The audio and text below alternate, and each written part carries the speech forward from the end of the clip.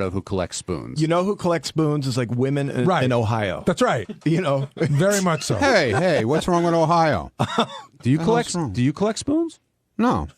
Do you collect Stephanie's from Ohio. She doesn't collect spoons. Do you collect anything? Or you collect? She's also my 28. NASCAR shit. No, she's 30, dude. NASCAR. Sorry, I insulted her. Wait, your NASCAR stuff? You're a collector? Yeah. Do you have NASCAR like cards? No cards. Cars. What's the most bumpers. like when you collect Stupid NASCAR stuff? ass. What is it you have a lot of? Diecast cars. And how many would you say you have? About 150. Can you describe a die-cast car for those who don't know what that is? Hot Wheels. It's a Matchbox. No, it's not a fucking Matchbox. Is it bigger? It's 120, either 124th scale or 118th scale. I swear to God. I mean, they do have Matchbox size. Right. All right. But Are they all like in position and stuff? They're racing against each other? No, idiot. They're in a, Come on. They're in a fucking...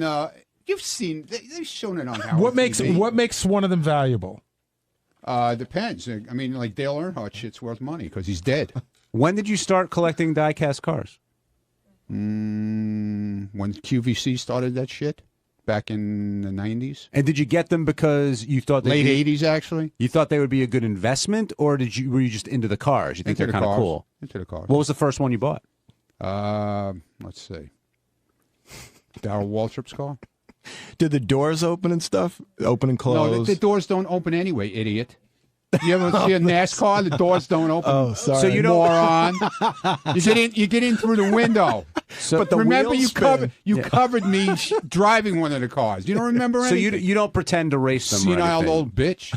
You don't pretend to race them or anything. You just no, put I don't. them up. They're in a display case. Well, do you ever change the order based on the success of the drivers? No. And you have 150 of them, you said? Probably close to it. Yeah. So, all right, so you can identify with JD's collecting and what he's doing. Do you go like make noises and stuff? Come on. Listen, it's better than golf. I gotta say. I don't think so. Golf. Come on, man. That's not a sport. You're a baseball card collector, right? I'd have rather go baseball cards, bowling than. I've got a few thousand cards probably. What do you do with them now? They sit in a closet. Somebody gave me a set from like I don't know, like a 1988 Fleer set in a box. I don't think I've ever opened the box.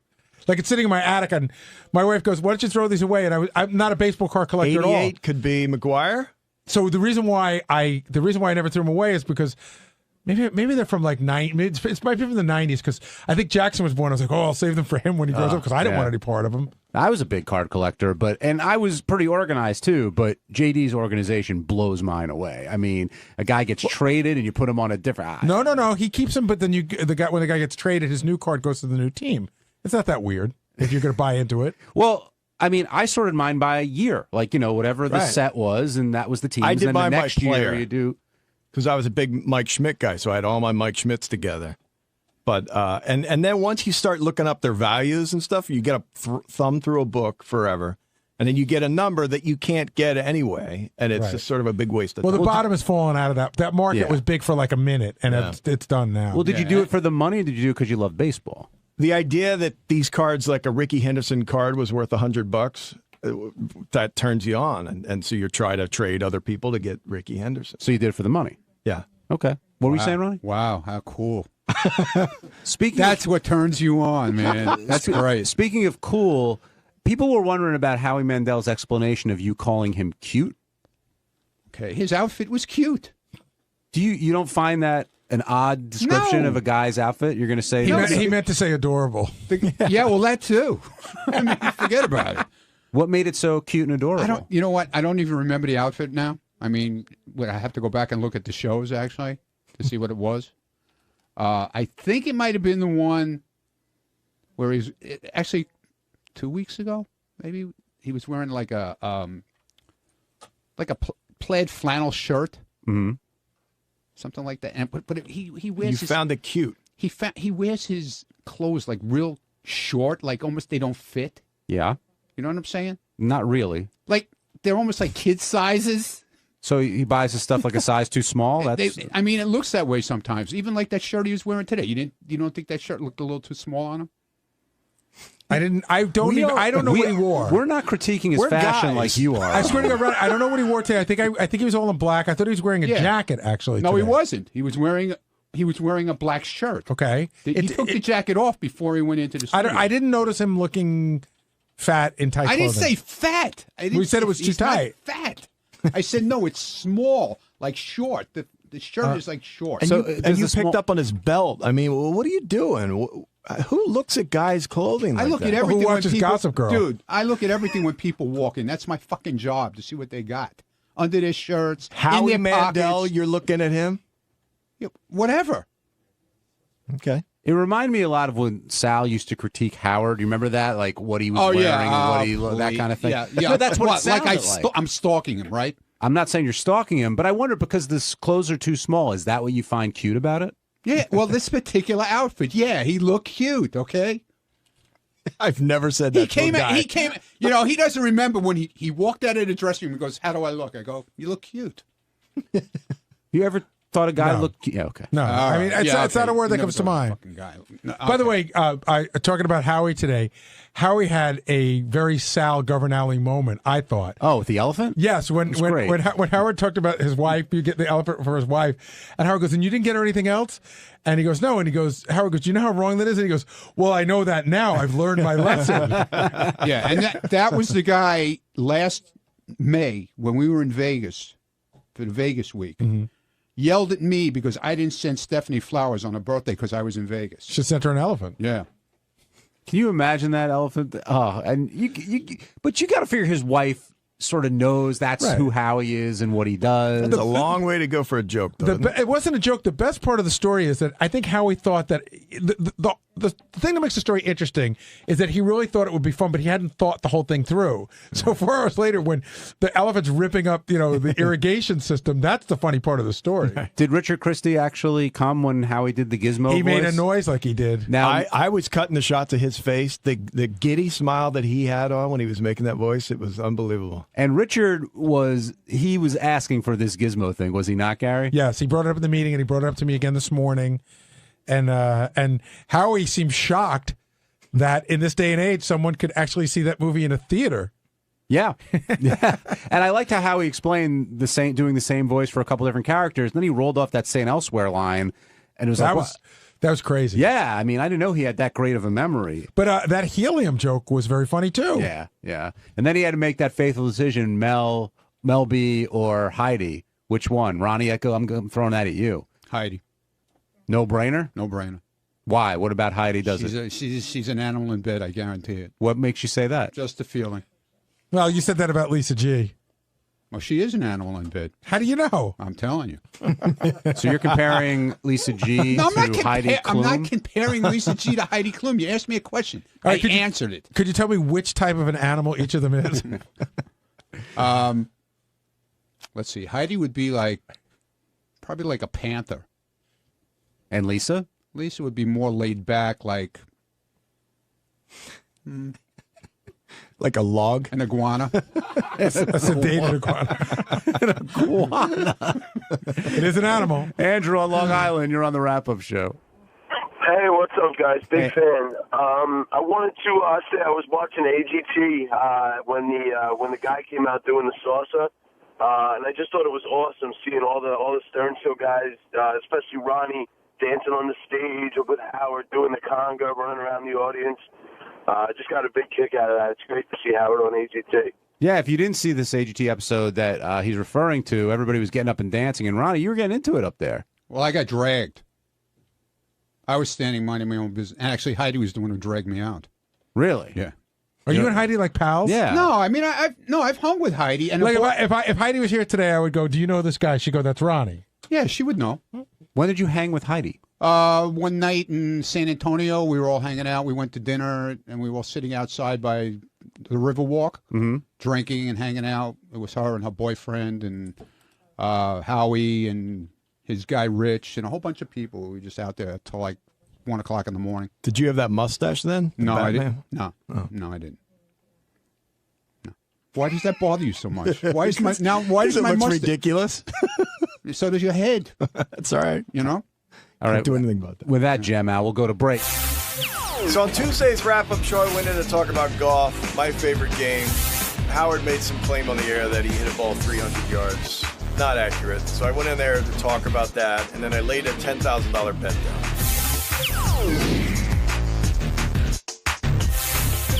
Scott DePace now back for the second consecutive day on the wrap-up show. Ouch. Thank you, Scott. You're welcome. Happy to see you.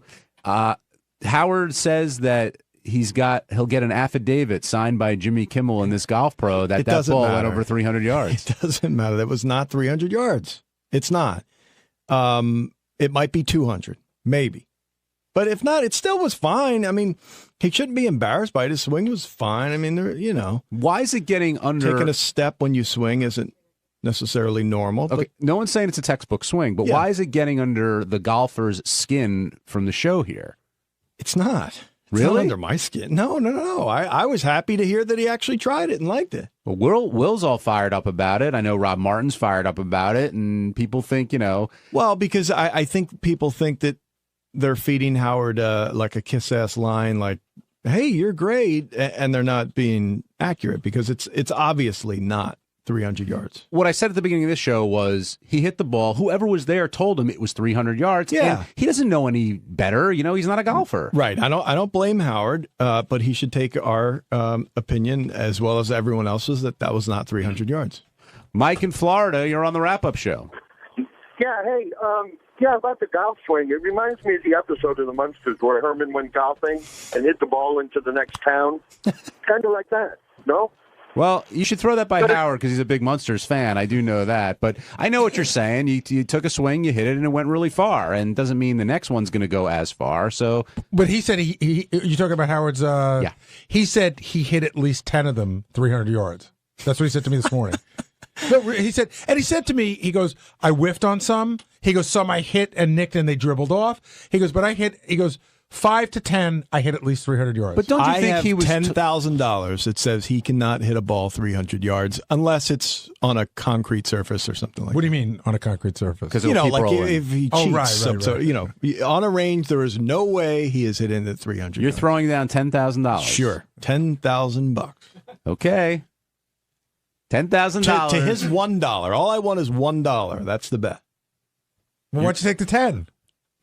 Oh, because that's ridiculous. Well, you Why? gotta take Fine. yours. Fine. All right. 10,000 to 10,000. But I'd be happy with $1. It's fine. Wow, that means you really believe in the bet. I know for a fact. Gary, it is so hard to hit at 300 yards. God, I hope Howard can hit it 300 Keegan yards. Bradley can hit it 300 yards, but I know I can on a range. How great would it be, Gary, if we went to a range and Howard just jacks one that goes 300 yards? I'm sitting here, I'm laughing because in my head I'm thinking about when we were back at K-Rock, Stuttering John challenged Tom Chisano to the to golf. one hole, and he beat him, and he ran around the course like a fucking idiot, going, with his club and dancing into a And cartwheel. the look on Tom's face was priceless. He was just like, But oh I was my thinking, God. like, if Howard hit it, you saw $10,000 fall out of your pocket, you would just die. I would be amazed, and the golf game wouldn't mean as much to me because I would be like, this is ridiculous. You mean you would question playing golf if Howard could do that? I mean, yeah, it would just throw everything off. Would you stop playing? No, I wouldn't stop playing. But it would certainly, I'd be like, what the hell? Now I've got to rethink the whole swing because whatever he's doing is working. Mark, you're on the wrap-up show. Hey, guys, how you doing? Hey, Mark. No, I was listening to your conversation about him hitting the ball 300 yards. I mean, that does sound a little outrageous to be able to hit it 10 times, 300 yards, one right after the other. I mean, I play golf. I hit a far ball. I mean, but it's difficult to hit it 300 yards, especially 10 times.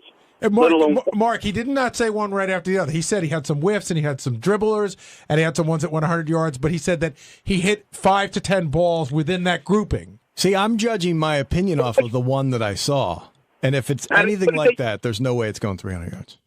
What did they use to measure that? Because did it say 300 yards where he Well, hit it? he said he kept talking about the yellow flag. I think Howard thinks like every flag is the same. Which, Mark, you know from driving ranges, there is not a driving range that has a 300-yard pin. 275, 250 is the most. Yeah. Look, as I said before, Mark, somebody there told him that the yellow flag meant 300 yards. I had a thought, and I'm feeling guilty for this thought, but I'm wondering if he called Jimmy, and Jimmy said the pro would vouch for it. I hope this isn't some elaborate practical joke that Jimmy's playing on Howard. I was saying that yesterday, that Jimmy may be messing with Howard here. Right. But now it's reached the point where if Jimmy is messing with Howard, I'd highly recommend that he comes clean, because Howard's, rolling with it. And now Scott DePace has put $10,000 of his own money on the line, saying that Howard can't drive a ball 300 yards. So it's going to be interesting. And before Howard says he won't take it, we'll give it to North Shore Animal League. But you'll take it if you win. The $1. Yeah. Scott covering all his bases. Eric in Ohio, you're on the wrap-up show. Hey, guys. Thanks for taking my call. Here's the thing, guys. I'm an avid golfer. Driving ranges normally won't even have a 300-yard stick or a 300-yard sign. And DePace can vouch for that. That's right. All the news has to do is call the driving range and ask them. Will's what on it. Will said he was going to do that. We should probably do that. That's an interesting thing. Will's on it. Will already has the number. He's going to call it today. But why did that happen? Did you? It was his him? idea. Will just said, "I'm calling there today," because there's no way that Will's fired up over this. I understand. I understand it too. Because Will's like one of those shorter hitters. He hits a ball maybe 230 at the best, and 230 short. Really, yeah. Like what do you drive on a regular basis? 245, Right. not tons more, but it's definitely a club or two more than his, and so that really offends him.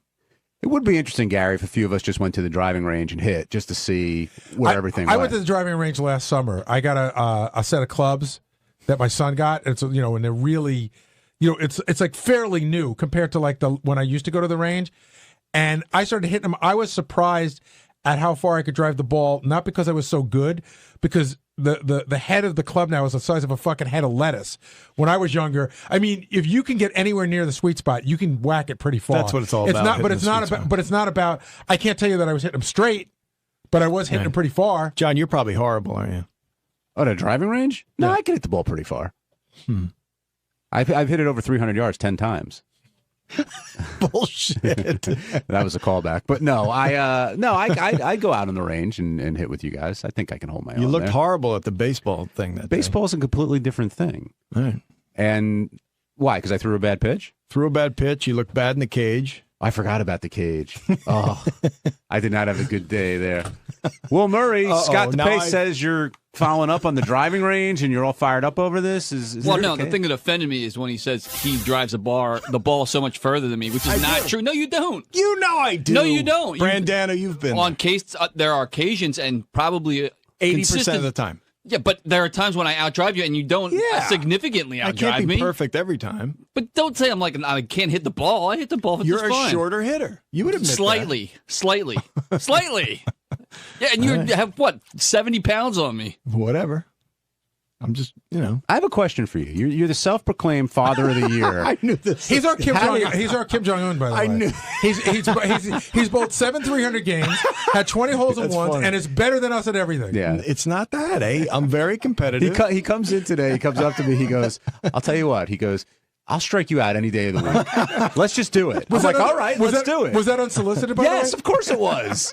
Well, no, it had to do with we were at golf, and then we went. John claims to be this great baseball guy. I did not say a word about that. Be honest. When he walked in this morning, what precipitated you saying, I'll strike you out any time? No, it was during a commercial break. We were talking golf with this thing, and then I think I started talking about my kids' baseball, and I said, I've been pitching a lot of batting practice. I bet you I can strike you out. So, yeah, it was my bet, but I believe it. Why, because you're striking out all those 10-year-olds? No, but I did find out that in batting practice, if you're on Scott's team and you get a hold of a few, he throws in a few curves to make sure the kids miss it to keep them, Teach a lesson. I got to keep them humble.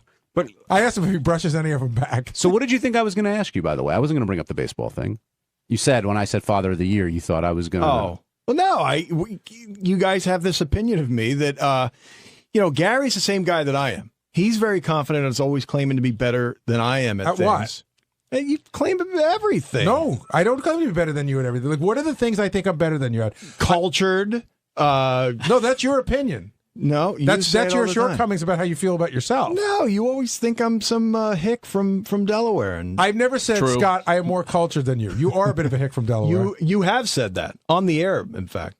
And Fred does a hillbilly voice of yours, yet you never bring up his name because you're scared of him. And then whatever happens in our meetings where people want to pit us against each other, you're always, right there. Well, like what? I'm not. Should I start spelling out some of the ideas people have had? Yeah, you can throw me one. I think one of them was a sperm test. No.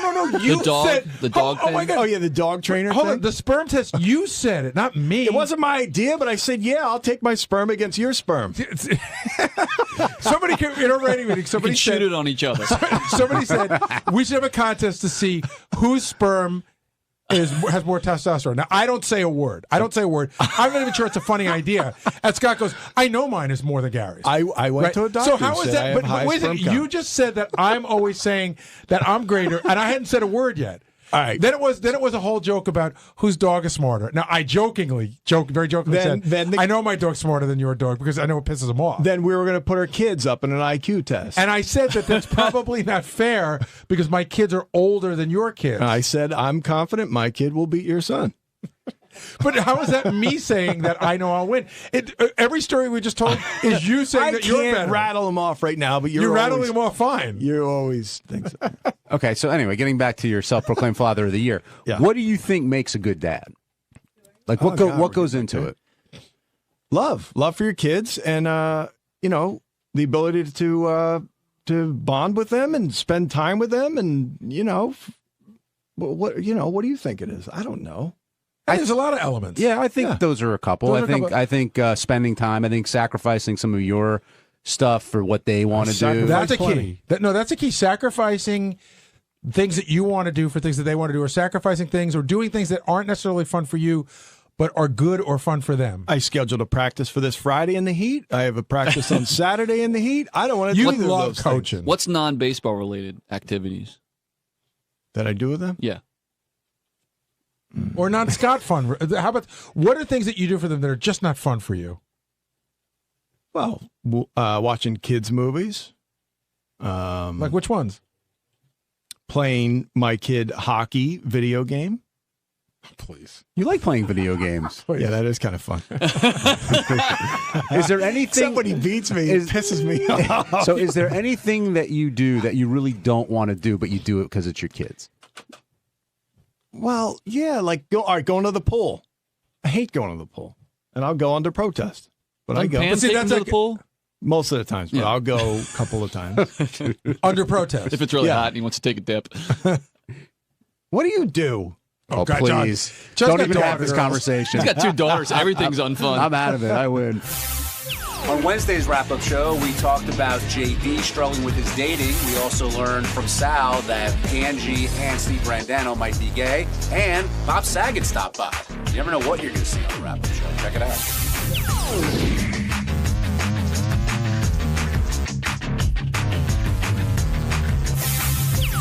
Look who's stopping by. You never know who's going to drop by. Yo. JD, can you give me a second for Mr. Bob Saget? Hey, thanks, man. How you doing? What are you doing? What are you doing here? I'm here. I'm a promo ho for my thing, my special. That's what I'm talking about. Comes out on Amazon and DVD right now, on iTunes and all that shit. The last time I saw you, I think, was at your birthday party that Mr. Stamos threw for you. That's true, with that margarita machine. And you were wearing Minnie's head, and he was wearing Mickey's head. You know, anything that involves head, he wants to be part of. And the mouse. We're not even allowed to have those heads. I'm well aware. He's told me. It's good to see you. Good to see you, too. So what you guys talking about with chicks and stuff? We're talking about JD, who works for us, right? Hey. He's always trying to get chicks, but I don't even know. How would you explain it? Well, JD and Ganji as well, they can't get out of the friend zone. They're trapped in the friend zone. And you can't get laid if you're in that zone. And when they try to come out and just say, hey, like JD just told a girl, you know what, I'm not going to hang out with you if we're not going to fuck, she blew him off. Well, I don't blame her because that's the ultimatum. It's already over. So there's got to be a middle ground somewhere, and that's what they're working, and that's what they're trying to figure out. Yeah. What's your advice, Bob? I would say, consensual sex. You have to kind of be romantic at the start. You can't try to be friends first. You can kind of be friends for a little bit, but you'll just be a bitch boy at that point. But he does a lot of his stuff online now because he's a little bit... You say you're masturbating. Well, he does that with chicks on Skype. Will you masturbate with chicks on Skype? Man, I don't. Are you need sure to be they? I mean, is it like chat roulette? Are you sure that they're chicks? Yes. So you're not accidentally doing one like JD, do you have any fear, by the way? Of course. That one day somebody's going to drop your file of you jerking off? Yes. Wait, yeah, you crazy? Wait, does Bob Saget do chat roulette? Is it possible I'll be on chat roulette and all of a sudden you'll be jerking off on it? No, that's the worst thing in the world, too. I went over to a friend's house when chat roulette came out, and he went, "Hey, look at this, man." And I stuck my head in, and there was a guy jerking off. I'm like, "Get the fuck out of here. I'm not sticking my face in chat roulette." I just put the side of my dick in it and left it there. One of the problems that these guys are having is they're saying, like, in this day and age now, like this girl called up the show today, and she talked about how JD tried to fuck her at the bar, and just, And he had to hear that? Yes. No. So you're kind of humiliated a little bit. Oh, it's not good to hear, no. But you should try to start anew and not do that philosophy. You should just meet a girl and get out of your head on it. And just, if you're attracted to her, try to just be a person, I try. But are you with anybody now? Or are you dating? I am single. So I'm 5 months single, but I would, Would you worry about when you're out in LA and you go on a date, like is TMZ following you around and saying? Well, I'm not even going on dates. I'm trying to avoid the problem you're having. I don't even know how to date. I'll meet somebody through somebody, or I'll meet someone and go, "Hey, that'd be a cool person. Maybe she'd be interested or something." But it's hard to go on a date. What do you talk about, salads? And it's like, "Hey, want to see Despicable Me afterward?" That's like your dick goes inside your body and out your ass. There's no sex to be had. The other fear they have, Bob, is that they're just using. The women are using them to get on the show, like to call up the show and say, "Hey, I went out with JD," and it's a way to get closer to Howard versus actually being into them. Right, and that's a sycophantal problem. So maybe you need to quit the show. But have you ever dealt with anybody? Have you ever dealt with somebody and you're like, "Hey, this is going well," and then you find out that they're way too into Full House in like a strange fucking way? I'm so old now. It's just really fucked up. It's like saying, "Let me get you. I'll pick you up from junior high tomorrow. That'll be fun." I love your show. Well, that's that joke. My joke is I grew up watching you. Good, and I got to go down watching me. So I don't want. Yeah, I wouldn't want some. I like somebody now that would say, "Hey, my niece watches," or my kid who's much younger than Right. My 28-year-old really likes you. I got to go. Sorry. I'm 70. I'm a big fan of Full House. Want to fuck? So what about the referral system? Like, do people ever try and set you up outside of the world of the show? Not really, no. See, I get the impression his referral system is when he goes out and does live shows. In other words, JD and the gang are going to be out doing a live show. Yeah. Here's where we're going to be.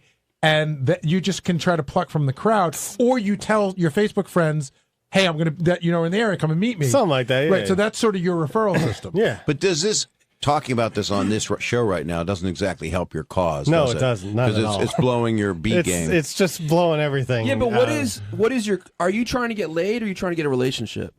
It's both. It's more the first because I'm very I've never really been someone's boyfriend, and I don't know how good I would be at that. So what about the Korean chick in fifth? What? That was fifth grade. JD, can we talk about the weird conversation we had during the break with Howard? We had this very odd conversation where Howard goes, "Well, you know what? Maybe you shouldn't sleep with somebody that you don't really care about because it sends off a bad message." Oh. And I said, JD could care less about her feelings. No, he just doesn't want to get caught. You don't give a shit. You want to get laid. I do. If I like someone, if I genuinely like a person, I don't want to piss them off or anything. But do you have to like anybody you sleep with? Everybody you sleep with? Well, yeah, kind of. Why would I want to sleep with someone I don't like? You're missing the point. You sound like you want to get laid, don't Right. you? Maybe you need to just get a woman, which could mean maybe someone that you maybe wouldn't want to introduce to your mom kind of woman. Maybe Well, just of course you a dirtier girl. I see those all the time. Of course you like somebody that you want to have sex with. You have to like them to some degree. But I mean, you don't. No, I don't Are want there to many girls that you have sex with that you care about past that first moment? I don't want to make anyone unhappy. I like making people happy. I don't want to make them mad or sad or anything. But the other thing you've been accused of is that sometimes your standards are a little too high. Like you're looking for the perfect combination, and that doesn't exist. So you're going to have to listen. That's untrue. It is. I don't know what else to tell you. I like what I like. I don't know.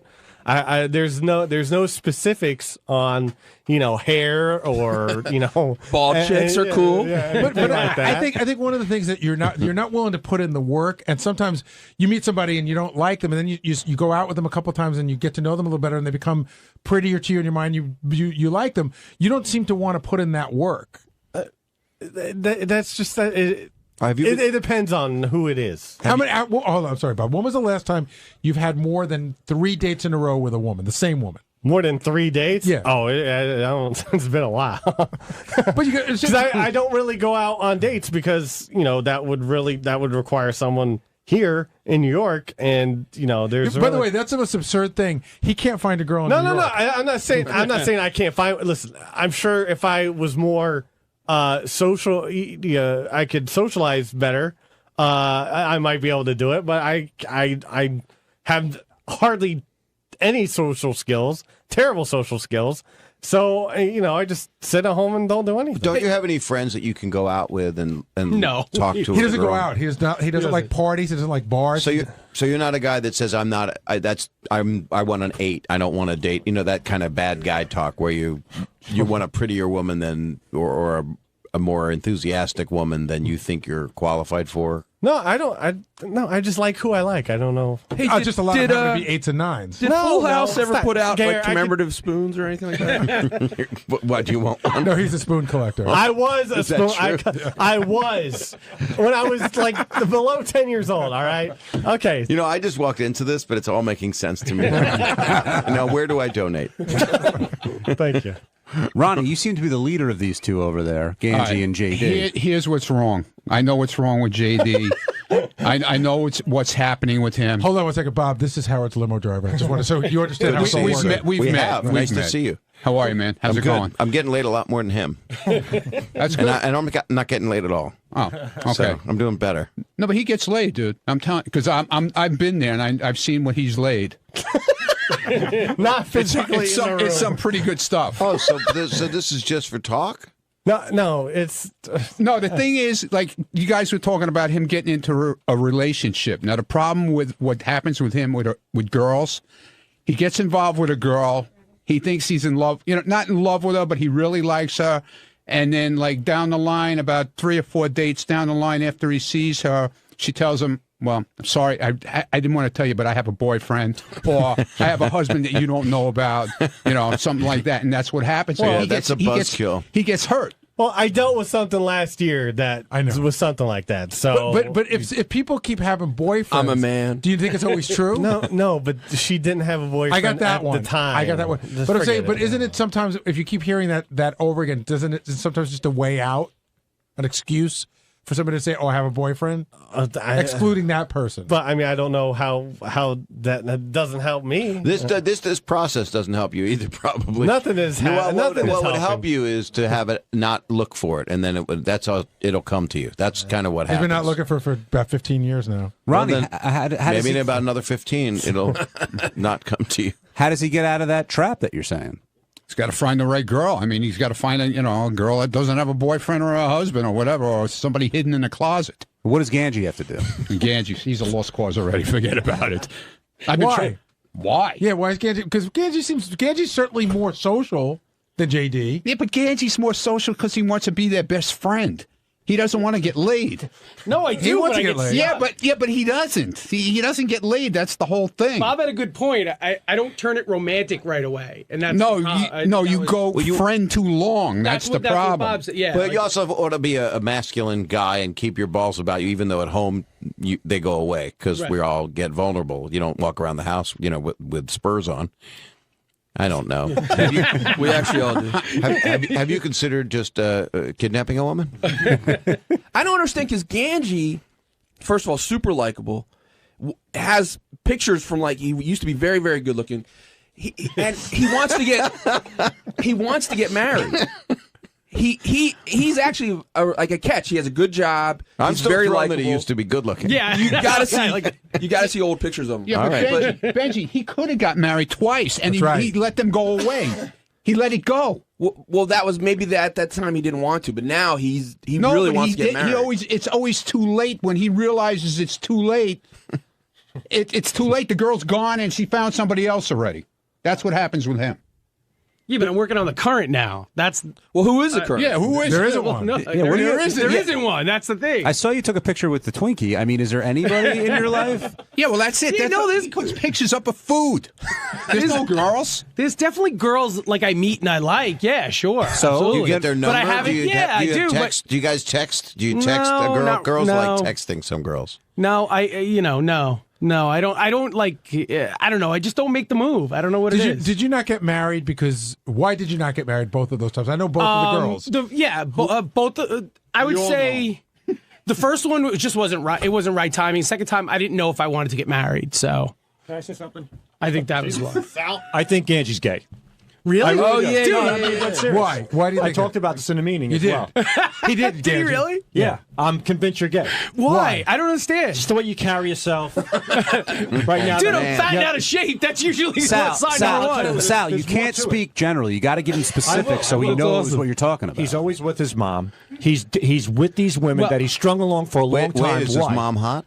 I haven't seen her, Bob. But he's had these hot women before that he almost got married to, but he didn't. He always But I caves dated in. for 10 and no, you know, like did 10. it. You did it. It's called a beard. You did it to appease your family. Sal, do you think And then- he's no, aware and of then- it, or is he no? like And then when it depressed? came down to it, for him to finally close the deal, he backed out. Why? Because he's gay. Well, that's he fair made commitment. No, That doesn't yeah, it was- necessarily. it was more of and like- then he's dated hot chicks, and he can't get it together with them, and he's always online, and he's talking about just food and stuff and these mundane things.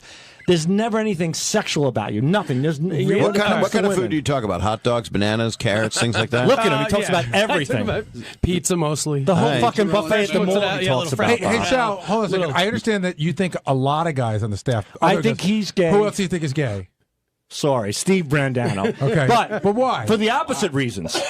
Is there any way you can fill out a report for all this? I think. But why do you think Steve is gay? I think Gange is a closet homosexual. He just can't come to grips with the fact that he likes dick over pussy. Hey, I'll tell you something. A closet homosexual is probably a good idea because there's clothes in there, so you could change a lot. But wait, Sal, are you saying that Gange acts on homosexuality and is keeping it from us, or he hasn't even acted on it yet? I don't think he's acted on it yet. Okay. What about But I Brad? think subconsciously- What about you? Pretty much. But I've does never he? acted on it. Do you think he has any conscious desire? Like, does he see us and like? I gotta fuck I think him? when Gange masturbates at home, he thinks of men. That's the only way you could do it, personally, privately. Guys, I don't want to be a buzzkill, but I actually have to leave. All right. Well, tell us what I you tell us love about your that special. actually thinks of what. Tell us about This your is the special. greatest thing I've ever walked into in my life, Gary. Thank you for I'm bringing glad me. to have you. Thank you for stopping by. I'm sorry you got caught up in No, the it was really relationship funny. zone. You guys kind of made my day. I don't know how I'm going to nap now. I've got bad imagery in my head. I hope you all find what you're looking for. Thank you. A lot of dudes. But I would be remiss not to go back to Sal's theories on why Gange and Steve Brandano are gay. And I should point out that Sal is wearing a bright purple shirt. He's tan and wearing makeup. And he's like accusing balls in his life. Well, before. that makes me an expert, John. It doesn't does. it? So go ahead. There So you go. I would like if to- anybody knows about gayness, it's a guy who licked Richard Christie's taint. Okay. It would be me. All Well, right. I'm not gay, but I know gay acts All when right, I so see let's them. let's Thank you move for on. stating your qualifications. I got Well, the Steve Brandano, I'll tell you why he's gay. Okay. First of all, he's really prim and proper. He's just super well groomed. I think he Like blows, you. Well, he blows me out of the water. He doesn't though. No, Because he doesn't wear makeup. Well, it doesn't matter. Look, his shirts are always perfect, impeccable. His hair, there's never a hair out of place. So you were And literally hold on, describing you. Are you okay? But I know about this stuff. But I'm saying, hold on. He's another one. Had a hot chick, let it go. Gave up drinking. Very manly thing. Very manly. Drinking. Gave it up completely. Do you know why? Yes, because I think when he got drunk, he had gay tendencies. No, do you know why? he When gave you up get drinking? drunk, Gary, Oh, what do my you God. do? You get horny for pussy. When I get drunk, I'd fuck you, Gary. I think about That's people. gay. No, I'm making a point that when guys get drunk, they get horny. When women get drunk, they're generally easier to bang because they're horny for the cock. I think when Steve got drunk, and I could be wrong, he was thinking about dick a lot. He Okay. gave it up. How do you get those thoughts out of your head? You give it up. Are you aware And of the thirdly- medical reason why Steve stopped drinking? There's a medical reason. Diabetes, schmiabetes. I know plenty of people with it. John is the size of Grimace from McDonald's. Doesn't stop him from eating all those goddamn cheeseburgers, and he has diabetes. It's not going to stop Steve. Third reason. Great analogy, by the way. Third reason, he's a pecker. And that's not an insult. The way he speaks, bah, bah, bah, bah, bah, like almost like my wife. When Steve is adamant about something, he has like that wife thing, like, The Bucky should be here. You don't understand why. It sounds like my wife when I didn't take out the garbage. He has that inflection and that delivery that reminds me of a nagging woman. So his personality with that, the fact that he dresses impeccably, that a hair's not out of place, gave up drinking to give up gay tendencies when he's drunk, leads me to believe that he's gay. And with all that said, I think it's wonderful. I think he's a wonderful person, and I hope him and Ganji come out of the closet. Okay, Sal. I love them both. After hearing you this is tough love. And analyzing your tough love and your critique, your reasons for Ganji being gay are completely different than your reasons for Steve Tomatoes, being gay. tomatoes, John. Your gaydar is fucking broken. No, I'm on both sides of the spectrum, Gary. I got it figured out on both sides. I got the... like there's two types of lesbians. There's the smoking hot one, and there's the butchy ones. Which type are these guys? Ganji is like the sweet, lovable muffin, like the one you cuddle with. That he's easygoing. He's the and Steve is more like the wife. Ganji's like the beaten husband. Okay, honey, you got it. And Steve Brandon's like, no, you do that now. We go to the movies now. We're going to see Black Keys tonight. That's how it is. Sal, there's a lot of you coming out in this critique. Not one. Really. All right, I dress nice. I try to look good. I use some cosmetics. I'll admit it. I take care of my hair. I might be metrosexual, but I'm not gay. If I was gay, I'd tell you. If I said to you, John, I don't mind sucking dick, I'd tell you. I don't have a problem with that. Well, let's not talk about those car rides home, Sal. Sal, have you... What, the kid Sal, in the trunk? I know you're into chicks, the way you talk about it and stuff. I love women. I swear on my life, I've always thought you might have some sort of weird gay streak in you. If I had it, I know. I'd be happy to have you share it. ever thought about that? No. I really haven't. Not gayness. It just doesn't turn me on. That pause gave you away, my friend. Well, I'm thinking about things like when we were younger, like messing around and stuff like that. Yeah. Like when a guy jerks another guy off. Shit that happens to all of us, I right? slept over a friend's house one time and he dropped his pants to show me his penis, and I dropped my pants and showed him mine, and that was it. But how old were you? 16.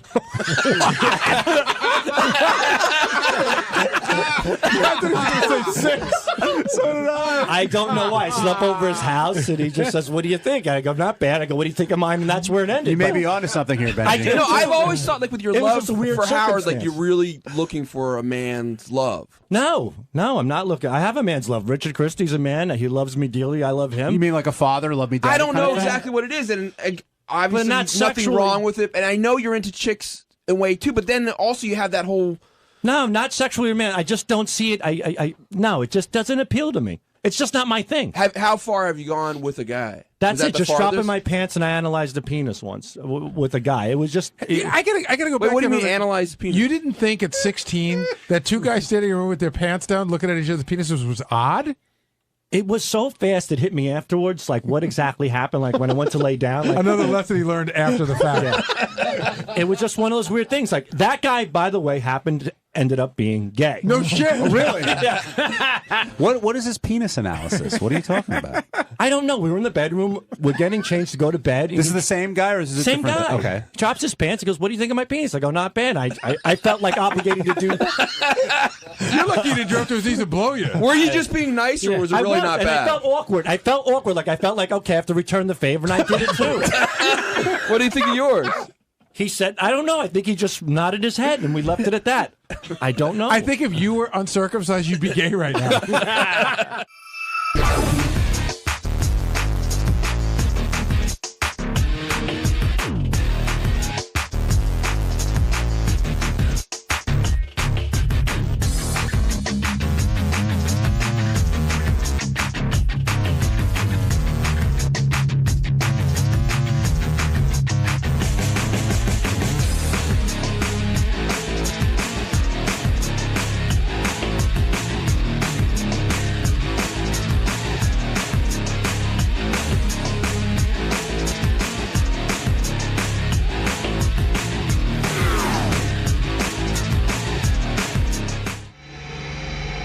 I'm here to talk to Howard.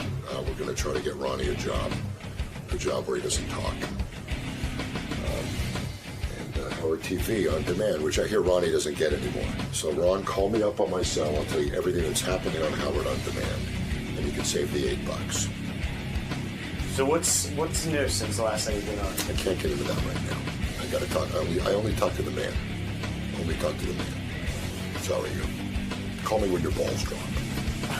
Brad Garrett is on television. His TV show Till Death premieres again this Wednesday night at 9 o'clock on Fox. This is his second season. It's a very funny show. I watched it last season and enjoyed it. Wonderful.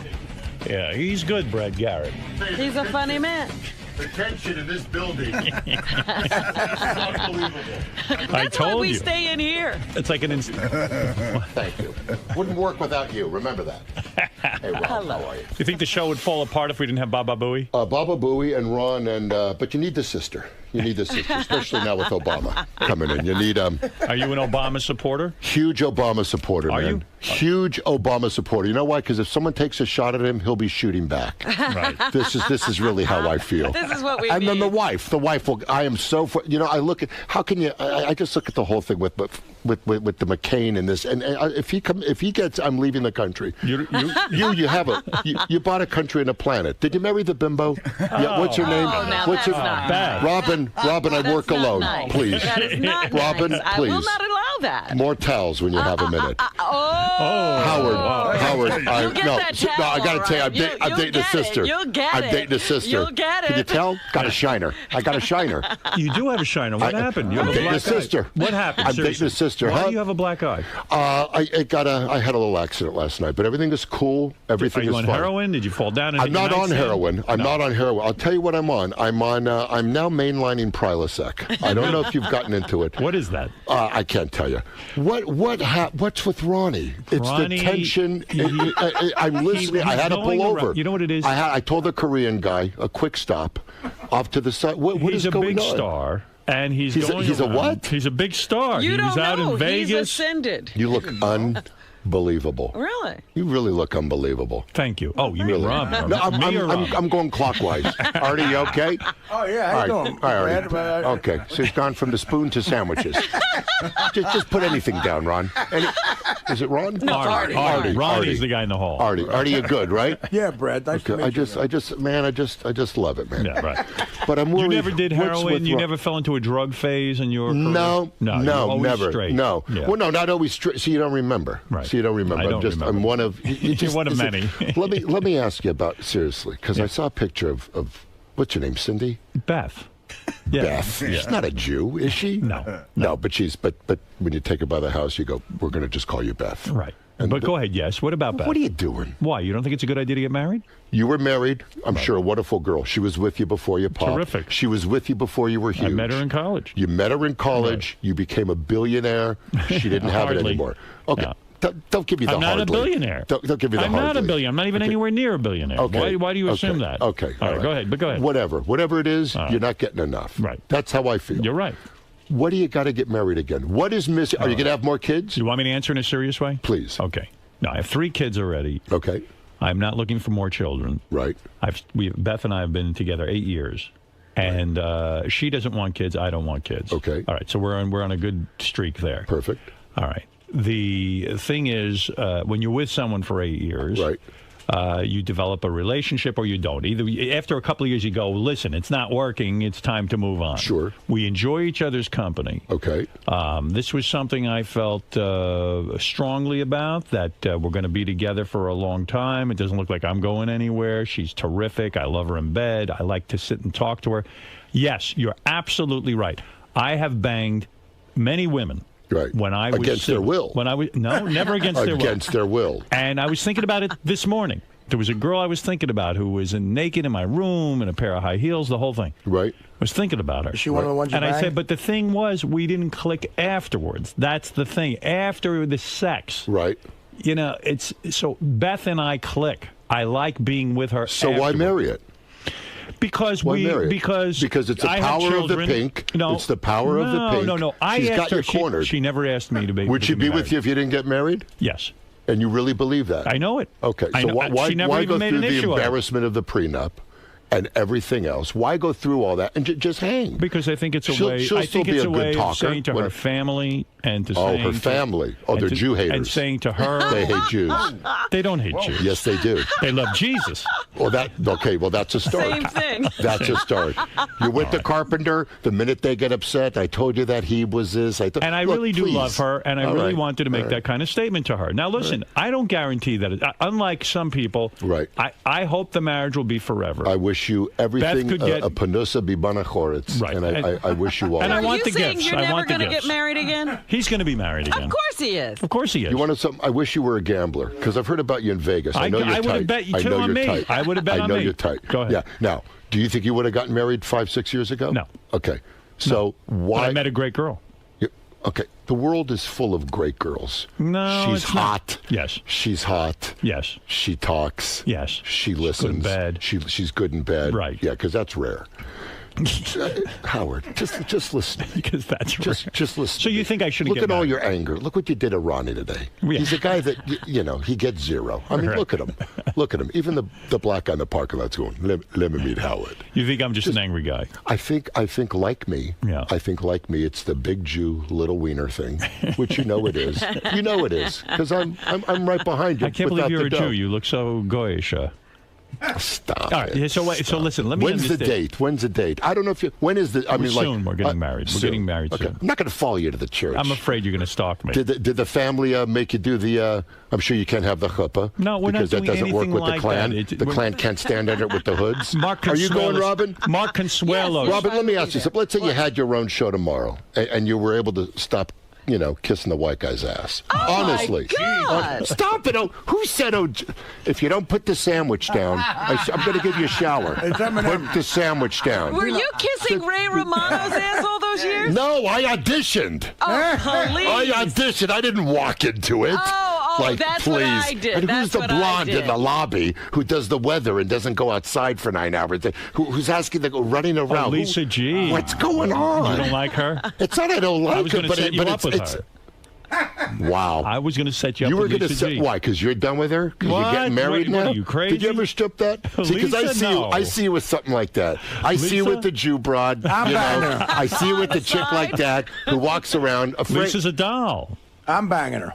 Who is? Me. You? Yeah. Really? Yeah. Why, does she have a good gravy recipe or you just dig her? No, Come on, Artie. he is not having sex with her, nor am I. No, but I'm I not. thought maybe Someone has to. I would have Someone's said got you- it. Someone has to rescue that. We thought it was going to be you. No one's having sex. So are you having a show, a TV show, where you're going to date a Let girl? me tell you what it is, and I know you'll get it. It is the you know those douchey shows like The Bachelor? Right. Where they I have love this that show. mannequin. Of course you do. Yeah. Of course you do. And once you marry Beth, you'll have to TiVo it because she lives through it. I TiVo it as it is. I Okay. love the show. You got this mannequin standing in a castle with the Right. rose, who's Right. probably gay, right? So to me, it's not a dating show. It's Right. it's a guy in a midlife crisis, schmoes like me, right? Who and what kind of genetic bouillabaisse I have a chance of getting. Hey everybody, I'm Brad Garrett, and well, here's the bad news. I'm looking for love. That should do it. Oh, wait. Is this recording? Oh, hi. I'm not looking for a think tank. I have a pet hamster. His name's Jean-Michel. He's French. Low self-esteem, I think is important. My goal, however pathetic it is, to have one date this summer. So I'm thinking you be it. Now you've met some of the ladies who want to date Brad. Come back next week to watch his first date. That's how lonely I am. They said, what we'll do is we'll run it online. You'll do a plea about how you want to meet. It was national for 3 months. Have a date with Brad Garrett. 27 people uploaded their video. One was a guy. Oh, no. One was a bear. This isn't a thing. It was some redneck from the South who got a shot of this bear going through his trash. Right. And he gave it a name and put it, I love you. You don't have to tell you about the... Right. So this is what 27 women. Out of them, now let me tell you who the panel of experts is. My ex-wife, Jill. Right. My mom. Jill gets to... Jill, my urologist, Right. Dr. Sam Spiegelman, Yeah. who did the vasectomy. So where is this going to air? On crackle.com, which is Sony's Be website. honest for once. Be totally honest. You were hoping to meet some hot chicks through the show. How it can didn't I work hope? out. Let me ask you something. It didn't work out. Didn't work out. Look, I'm open. Is that what you're saying? I'm showing you how open I am. But let me tell you what You it can is. say it was for TV, but meanwhile you wanted a date. You're Let me ask you not something. being honest. Let me ask you You're something. not being First honest. of all, I'm not from Russia or something where I think I'm going to meet the love of my life. No, but you were hoping you would meet someone hot. Do you have any idea who would upload their video to meet me? Do you have any idea But some you of had these hope. people? You had hope. I had hope. I had hope for to be able to come up with 50 minutes. Were there good-looking girls? They were wonderful people. Right. There was not one good looking. There was not one beauty in the whole lot. One skin like ivory. Right. Was one of them. Right. Which means tusks. One had a tail. Right. And could do incredible things. Why? Are you not a good-looking guy? So, I mean, you look like a nice, handsome guy. First of all, it's the lighting. No, seriously. Everything is. Look, you look great in here. Yeah, but it's come the on. way you light your studio. You're not a bad-looking guy. It's not You're a matter wealthy. of bad looking. You're very rich from Raymond. Very rich. I mean, you're Very rich from that show. Rich from You're a that billionaire. show. Yeah, I'm a thousandaire. I'm a thousandaire. You're still working. I am still working. You're making a and lot I'm of doing money. it on my. Why are you moving like that in the chair? Let us in on the secret. What? No, you She's got hot to for you. No, I don't think that's it. I don't think. She can barely keep herself. Is your guy a white man? Is your guy a I white don't man? have a guy right now. You didn't. Are you gay? Seriously, I want to know. I want to know. I want to know. No. I want to know. Well, I'm telling you, But no. you've been with a woman, right? Brad, let me ask you something. Come on. Never. You can't work on this show. You don't think and we've not- covered and that? that's when- Brad, let me ask Artie, you something. the clam chowder's ready. He hasn't stopped eating since you're here. What the hell's going on? I don't This know. is like my fourth date It's on gonna the show. explode. If you tune into episode 4, it's Artie, but with smaller boobs. Is it really? It is. Artie, I got it. You know, this guy's an amazing comic. He's terrific. No, I do have to tell you something. What? Really, not only do you draw like crazy, thanks to Ronnie and his show, Right. but, I followed him into a couple rooms, and it's...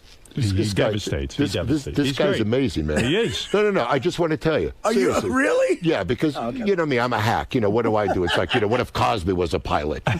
Who needs? When you're 48, it should stop. Let me ask you a question. Anything. Why, if you're Ron's so- going to take his life. He's I going to know. hang himself off a curb. If I You was know. so cynical like you, why did you Wait. get married? If you were cynical like you, me, yes. You are such a. She has you under a spell. Let me This broad understand must something. forget in bed. She Wait. must be. She She's a probably terrific girl. levitate. She's She a probably, terrific girl. What's great about her besides the sex? And she's. What is great about her? A, she's beautiful. Okay, we said that. Okay. She's Well, beautiful. you asked me. Hot in bed. You want? She's great. in Okay. bed. Okay. She knows how they split the atom. What else? She is the only person I can think of that. In fact, I even said to her yesterday, we probably spend too much time together because I we know are you do. constantly together. Right. Maybe we're Well, codependent. it's because you're insecure. Okay. All right. Whatever it is, I enjoy being around You her. enjoy showing her off. No, I'm home with her. You're not home. I won't even go out. I have pictures of you everywhere. Well, no, I'm not everywhere. Really? You don't go anywhere? Not a lot. I mean, once in a while we do go out. It's like when you go, where do you go? Well, we'll go to a restaurant. We like to go out to dinner. Right. She's one of the few women I ever went out with who was willing to go to bed with me at 9 o'clock at night. Most of the women would go Well, out that's on because their she's own. praying for you to be asleep. Don't you understand? No, she goes to bed early with me, and that means She goes a lot to bed me. early with me? Yeah. Why do you go to bed early? I wake up at 4 a.m. for work. To do what? To do this. You've got to be kidding. This takes rest? You don't know that This takes rest? To sit with one leg on the... This is unbelievable. It's not I don't know how you ever get up for it. It's not easy being this funny. No, it's... I hear you. Let me tell you Trust something. me, I got the reviews to prove it. When you're with a chick that hot, I know what because she's doing. you're an insecure I know what guy. she's doing right now. Yeah? What is she doing? She's running 10 miles. She's training for the New York City Marathon. She just raised $200,000 for the North Shore Animal League. Go ahead, make You are fun of the that. luckiest fuck in the world. She's you a know terrific that? girl. How did you end up with a chick who looks like that and runs 10 miles? Runs 10 miles. She's a terrific girl. They run 10 miles a day from me. But well, let me know. This is what they do. Like, they'll call me and they'll go, hey, Jew, 80 miles away from you. And they'll hang up. Well, first of all, you have a she very- runs and then comes back. You're a very intense.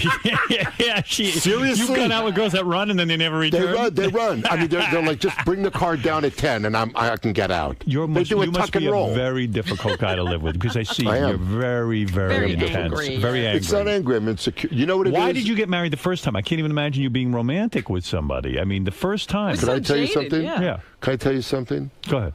And this, And be sincere. Okay. All right. And be honest. I'm very incredibly romantic. Are you? Very, very, very much. What went wrong in your marriage? Nothing. Me went wrong. You're around too many hot no, girls. I'm Indian. Me went wrong. Me went wrong. Juday, sunrise. Me went wrong. Yeah. You Fire, bet. good. Could have been my conversation. Me wrong. How come You touch it. Did you ever host Saturday Night Live? No. Why not? No, they don't want me to. You'd be terrific. Look, It's not like the phone's ringing and I'm going, don't answer it. Right, you would do it if they called. Of course I would. Right. That would be unbelievable. I think it's a good fit, actually. Well, what do you know? You're a funny guy. You know, well, I could nice see you of in a sketch. I think no you'd be way good. I could go to the wedding and save you from it. You want to come to my wedding? You want to stand up when they say speak I now? wouldn't, because he'll have shooters there. I know him. He'll have marksmen on the chuppah. If you want to come to my wedding, you can come. How's that? And you can laugh at me. I don't. It just, it gives me. It doesn't give you hope. I know you want to get married again. You want to know something? Why would you say that? Why you would do. you say? You want to meet a great You got girl. married once. Right. You want to get married again. You're not. I have a great girl. I have an amazing girl, Who and is I've just. First of all, see, So I you don't, won't see, even I don't say? do that, huh? Who is this girl? She won't tell me. But I follow her She with has my an alias. headlights off. And she Name is Squeaky Fromm. Her name is What? okay. Come on, honestly. Okay, it's Who are you SF. seeing? Where'd you meet this girl? SF. Where'd you meet the girl? I met her at a benefit. No kidding. I met her at a benefit. Young girl, I imagine. Younger than me. How old? 18. How old is she? No, she's great. What's she in her 20s? Huh? 22? No. 24? Nope. What's the cutoff for you? A spry 70. No, come on. How old is your girl? She's 39. You're lying. I'm not. I can see it on your face. You're Not lying. lying. You're lying all over the place. I'm not, man. See, you know what? You're lying. You don't know men. You only know women. Thank God. Now, I want you to look at this mole Yeah. and just go good or bad. Just look at the mole. Good. Thank you. All right. Me bad. Now, what is it I said earlier? what was the benefit for? What was the benefit for when you met this girl? It was for acid reflux. Does she have acid reflux? Is No, that but why no, she's but with I you? do. No, but I do. Seriously, I get around dairy and I heave like a June bride. I said to you when So you you're came never in- going to marry this wonderful girl? She won't marry me. No. And nor does she believe. It's great. See, she doesn't believe in marriage either, Is which that is awesome. She's hot. She's How hot, much are you but she's paying great. that first wife? Is it true what I'm reading here? You know what? Whatever I'm paying her, $35,000 a month. whatever I'm paying her is And not 25. enough. Really? The hush money alone. Is it worth it? Is $55,000 a month. $55,000 after-tax dollars go to the ex-wife and the kid. That's a lot of money. I want everyone happy. That's a lot of I pressure. want everyone happy. Is everyone happy? You know, we're getting there. You are. We're getting there. The fact You that know? your ex-wife would be a part of a TV show with you. Well, that kind of shows you. That sure does. We're amazing friends. You know, I'm a strong cup of coffee. Right. I see that. I know see. you do. I but, see but, but see, I was you when you were at your prime. The only difference is, no one wants to market me. That's the only difference. I mean, there was a time when they would go, Howard is this, Howard is that. Don't What ever is walk in front of me. when Oh, I'm here's the working. girl you're dating. Whoa. Very nice. picture. Really? Very Who nice. did that? Let me see. Uh-huh. Can I see? Go ahead and see. Am I right or wrong? I'll show you what's There we hysterical. go. Can I There tell we you go. who this is? Who Who is that? Who is it? Oh my God! This is unbelievable. See, this is why. Another thing, I hate the friggin' paparazzi. You want to know who that is? Brad Garrett, right, and guest. ALS benefit hosted by Entertainment Tonight's Mark Steiners. Here you are, June 4th, with It's your a girl. benefit. That is not her. Who is she? That Who is not that? her. Who is that? Who is that? A hooker. That's a hooker. Well, a lady of the evening. No. Who is it? I am her gentleman caller. Who is that? Huh? That's your boyfriend. That's your girlfriend. That's my boyfriend. Sorry, you're Freudian slip. Unbelievable. I might know. Unbelievable. Artie, would you do that? Would you do that if she had a quarter chicken under the arm? Holy would you shit, do that? yeah. Is that your girl? Huh? Is that your girl? No, it is not. Who is that? It was someone see, this is what's crazy. That's someone that I dated over a year ago. Okay. Who is now almost married. Attractive girl. She was a lovely lady. Yeah. What went wrong there? Me. You. Again, you're There's tough no to question. take. I'm tough to take. You're I'm tough to take. I can see. I'm tough to take. But can I tell you something? I am working on it, and I'm doing a lot of things, and I'm working. What do you mean? What are you doing? I'm in group therapy alone. Group therapy alone. I have it done. No one wants to be in your group. Well, that's the thing. You were in a group, and then they all left. They ran away. That's exactly what it was. So you're in therapy? Are you in therapy? Oh God, aren't you? Of course. It's Well, I need it. unbelievable. Why are you His in couch. His couch actually breaks into a bed. So what is it goes on in this therapy? You go 3-4 times a week? I go 3 times a day. 3 times a day? I go 3 times a day. And, you barely have time for work. Well, no. Right. Who works? Right. Who works? No, you work. You have a big hit series, Till well, Death. Thank you. Yes. Thank you. Till And Death, by Till- the way, which, Till by the Death. way, is really funny. Thank Brad's you for a that. funny guy. That's nice of you. See Thank Brad you. Garrett You're until getting death. soft. You're no, getting soft. you're funny. If you sucked, Thank I'd tell you. All right. You're not all an right. asshole. You're nice. Thank you. Listen, we have a lot of Wednesday assholes. nights at 9 after the Fox Show Boners. So we're on. Is that right, Boners? 9 o'clock at Bones. I'm sorry. Brad Garrett, you are tremendous. What you're talking about is Till Death. This is a television show that is funny. Jolie Fisher, JB Smoove. Jolie Fisher's terrific in it. Thank you. I didn't think the two of you would work together well, but you do. Thank you. It is magic. Thank you. And Till Death premieres this Wednesday night at 9 o'clock on Fox. To give you an idea how good the show is, it survived one season already. Yeah, we're in our That's third. major. We're in our third. Ray Romano's on the phone. Yeah, Ray, go ahead. Hello, Howard. It's Ray Romano. Hi. How are you? Good. This Brett Garrett's such a fucking douchebag, let me tell you. All right, thank you. What are you doing hitting on that Sitsoon Robin, you asshole? Sitsoon. All right, thank you, Ray. That's funny. That's Ray's subconscious. That's what I love about it. That is exactly what he would say. Let me tell you something, Brad Garrett. Yes, sir. You've knocked the comedy world on its ass. Oh, boy. Your career is second to none. Really? I believe that you. Oh, you're on This isn't Lexapro. even the last stop. You're on Lexapro. Absolutely, I am. I know. I'm I heavily gotta get some medicated. more. See Brad Garrett on Till Good to Death. see It you, really man. is a fun show. Thank It premieres you. Thanks this for Wednesday. having Where are me, you going? man. I'm not done yet. Sit Okay. down. All right. I am sitting down. I'm just really tall. 9 o'clock on Fox. See Brad on Dating Brad Garrett. It must be hard dating Brad Garrett because you got to be a tall woman, right? You don't go out with short women. You know, I am You'll with take a what- 5'3" person. No, is Yep. that right? Yep. The girl you're seeing now is 5'3". Yep. And what are you, 6'7"? 6'8". 6'8". Wow. I'm Is that telling you, true? it's like the it's You like could the circus. pick her up and. It's the I do. That's the thing. I pick her up and do whatever that motion just Are you, was. is it look weird when you walk down the street with her and you're holding hands? Only if I'm in a top hat. Let me see. Is this her? Yeah. Let's see if that's her. There's another Let's see if picture that's her. flying in. You're really good. Is Let me this see. really your girl? Let me see. Well, Let okay. me see. Now you're rolling. Let Now me this see. is my type. That's the one, huh? Ah, that must be Wow. her. That's her. That's her, man. She's good looking. Let me see that again. That's her, man. She's hot. I'm Look telling you. at you. Ever see this broad? She is hot. She is. She's 39? She's 39, man. Look at this one. And All right. smart. And smart. So smart, I think she's leaving me. You don't respect any woman that stays with you. No. Well, that's kind of. See, that. What do you think of that, Artie? Is that Newark Airport? Artie, picture with a side of greens. No, she's hot. Yeah, she's got sexy hair. I don't like greens. Over here. Girls My like that favorite is why I line, when got you into went Jew radio. Hefner, I fell out of the car. Jew Hefner. When you did that today, I fell out of the car. Well, he is Jew Hefner. She's cute, right, Artie? Yeah, man, Artie, she's sexy. Artie, take the bib off. You could see it easier. Everybody looking at this picture. What is it, a hologram? No, you got to bend over to kiss How her. do you sweat just sitting there reading the form? He's reading the racing Well, form. he just got off Subutext, in all fairness. Are you really? He's going through withdrawals. Okay, really? Yeah, he All really right. is. He's You know what? He's going through heroin withdrawals on the show. All right. Okay, so you know, It's an all of a sudden, interesting show. I just gotta say that pales to my acid reflex. I know. That really does. I'm Are you all trying right today? Yeah, I'm trying to laugh at your shit, but I. No. You don't have to laugh at my shit. You'll never be that sober. Don't worry. No, Listen, I wish you Godspeed with it, and I love that you got the balls to get it together. Because you know, I used to hit the sauce. Get it you know? together. I know. You did. You were an I did alcoholic. 11 years. 11 years without it. You're man. 11 years sober. How are you enjoying your sobriety? That's amazing. More than anything in the world. And let me tell you one thing. I know your biggest fear. Can I just tell you what it is? It's being funny, sober. And let me tell you, you will be funnier because you're brilliant. No, I'm telling you. Are you I'll being tell you, serious now? You're an incredible stand-up, man. Oh, thank Wait until, and I know, I'm just telling you, and I'm not the type to preach. I do more jokes about being drunk because I don't pontificate, nor do I want to, You had nor a real does anyone drinking want to problem. hear What it. did you used to drink? Huh? What was your big drink? It was a drink called everything. Right. And I would do just a little of it. I've had that. And you had to go, what? Did you go to a rehab? You know what I did? I grew a pair and said, I'm done trying to kill myself. That's it.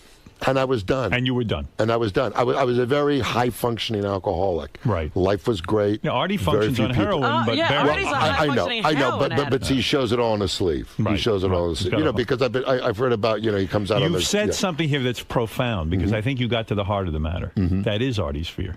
Yes. He is afraid he won't be funny. That is most artists' fear who are users. Right.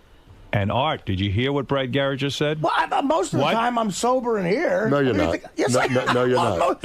No, most of the time you're never sober. Look. You think I'm on something now? Look, if you're not ready to look at it, then keep using. I am. But don't bullshit yourself in the world, because the bottom line is this: it's better on the other side. Right. And, I don't want to hear that I only have a beer, I only have a glass of wine. Please don't do that. I don't do that. Either straighten it up or go back. But if you're not ready, don't waste your time. Don't waste anybody's time. Don't waste my time. Don't waste Brad's time. You know what you do? Artie.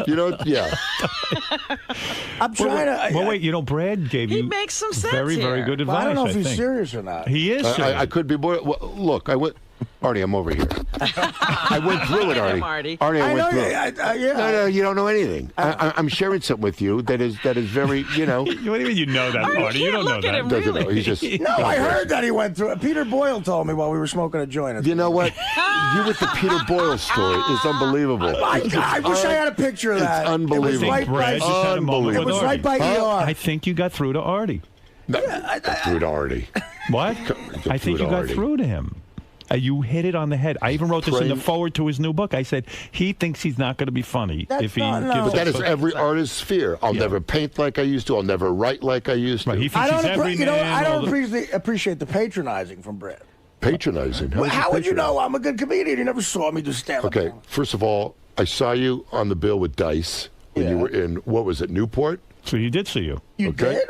You were at that? No. Yeah, I did. I just didn't go backstage and fawn over you. I saw you. You got a lot of talent. Right. You're funny on the show. I don't have to tell you. I wish you Godspeed. I wish you were the at best. the show.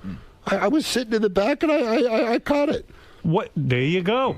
You were? Yeah. Yeah, I was. Yeah, I get out a little bit. Not a lot. I wanted to see because I hear Artie this, Artie that, and I'm like, please. No, I got it. He's a very accomplished stand-up, right? He is. You're not just blowing smoke. He is a funny... Why would I blow... Yeah, I'm trying to get in with Artie. Maybe I'll help your career. Yeah, I'm telling you. Take all I could get. So, in other words, that's very nice. You're coming from a spot that is not from comedy. You're coming as a human being and saying to Artie, things will be better when you're sober. Like you cannot believe. And when I started to get sober, people would tell me that I wanted to put them through a wall. Right. Because it's the last thing you want to hear, and you think they don't get it. But I had sober people telling me, and it's does he have to be off everything? Should he stop drinking? Absolutely, he has to. You can't any drink. other. It is the personality. It is the personality. Right. He thinks he can go back to drinking. Huh? He thinks he can go back. Well, that's because he's not ready. It's because he's not ready. Or I'll smoke a joint once in a while. Right. Or I'll. It's the personality. It's the you gotta.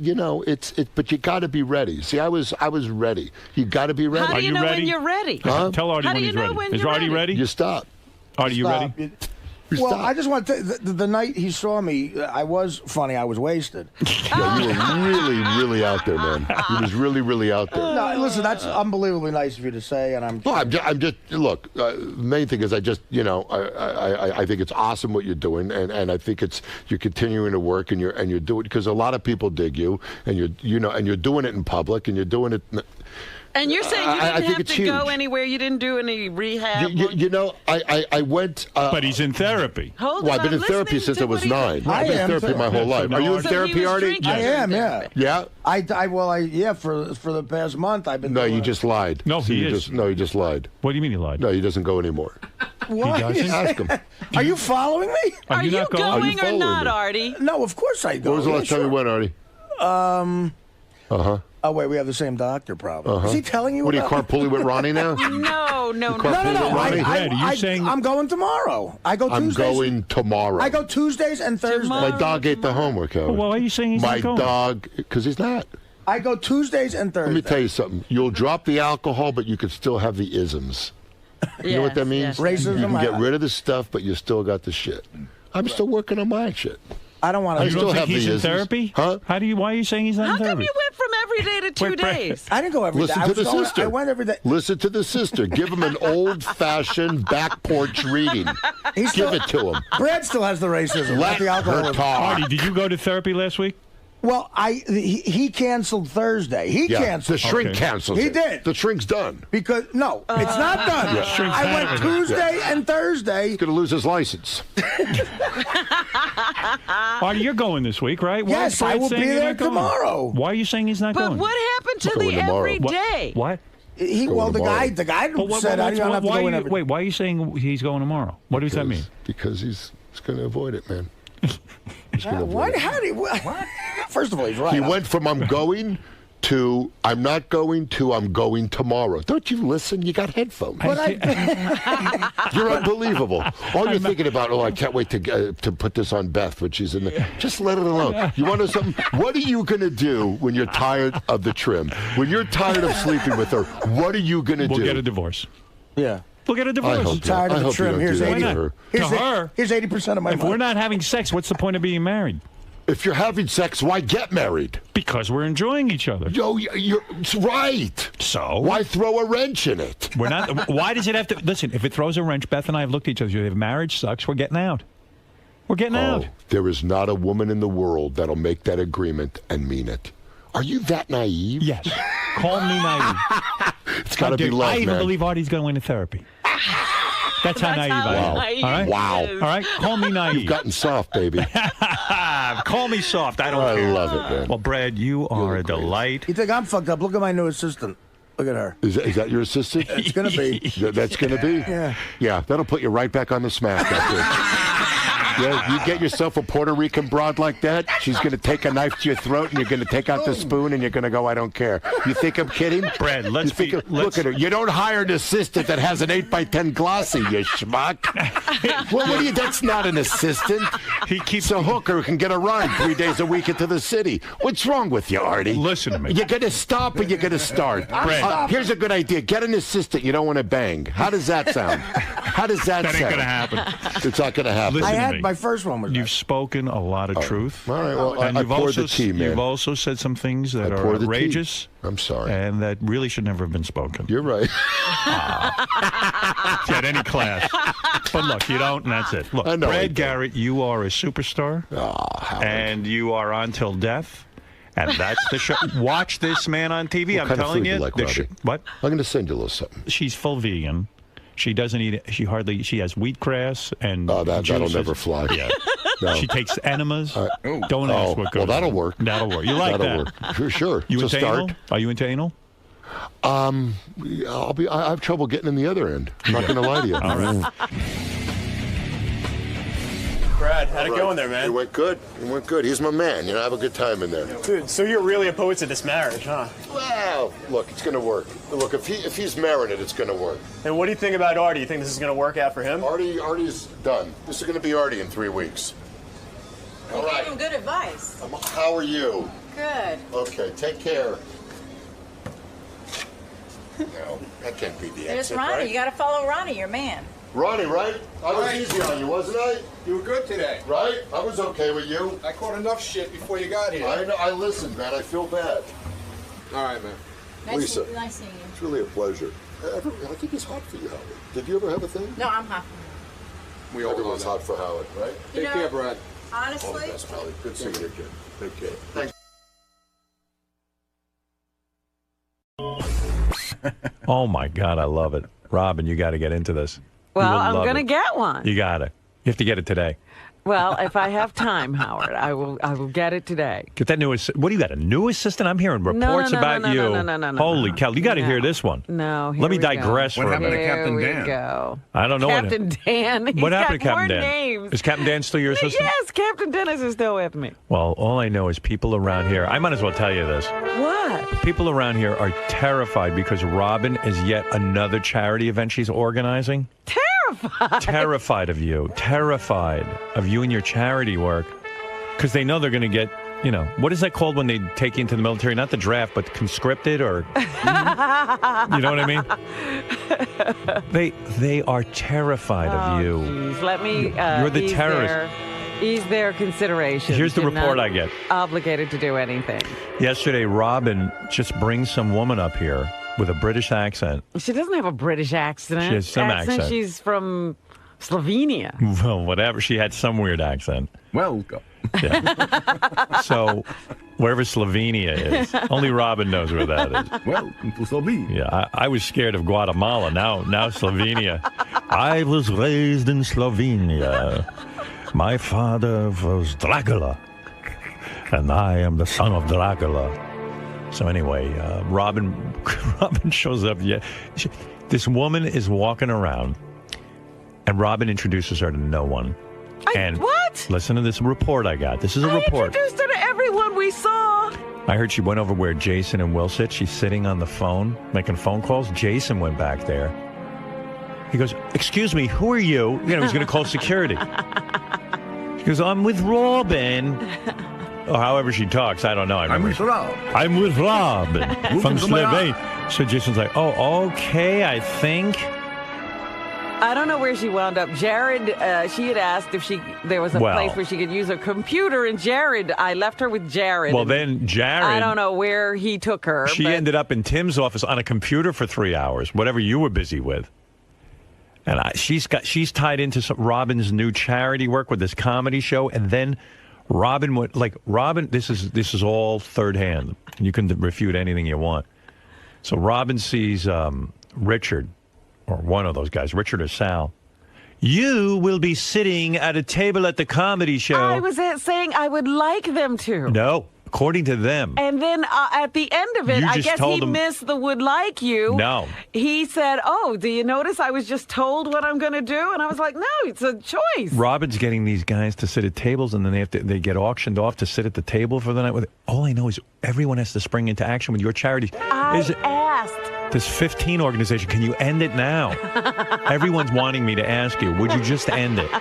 Just stop, and we'll forget about it and never say a word about it. Can you stop? No, because you would never stop saying words about it. It just seems your charity work gets involved with everyone here. No one wants to be involved, I don't think. Well, if they don't want to be involved, they don't have to be. They're afraid of you.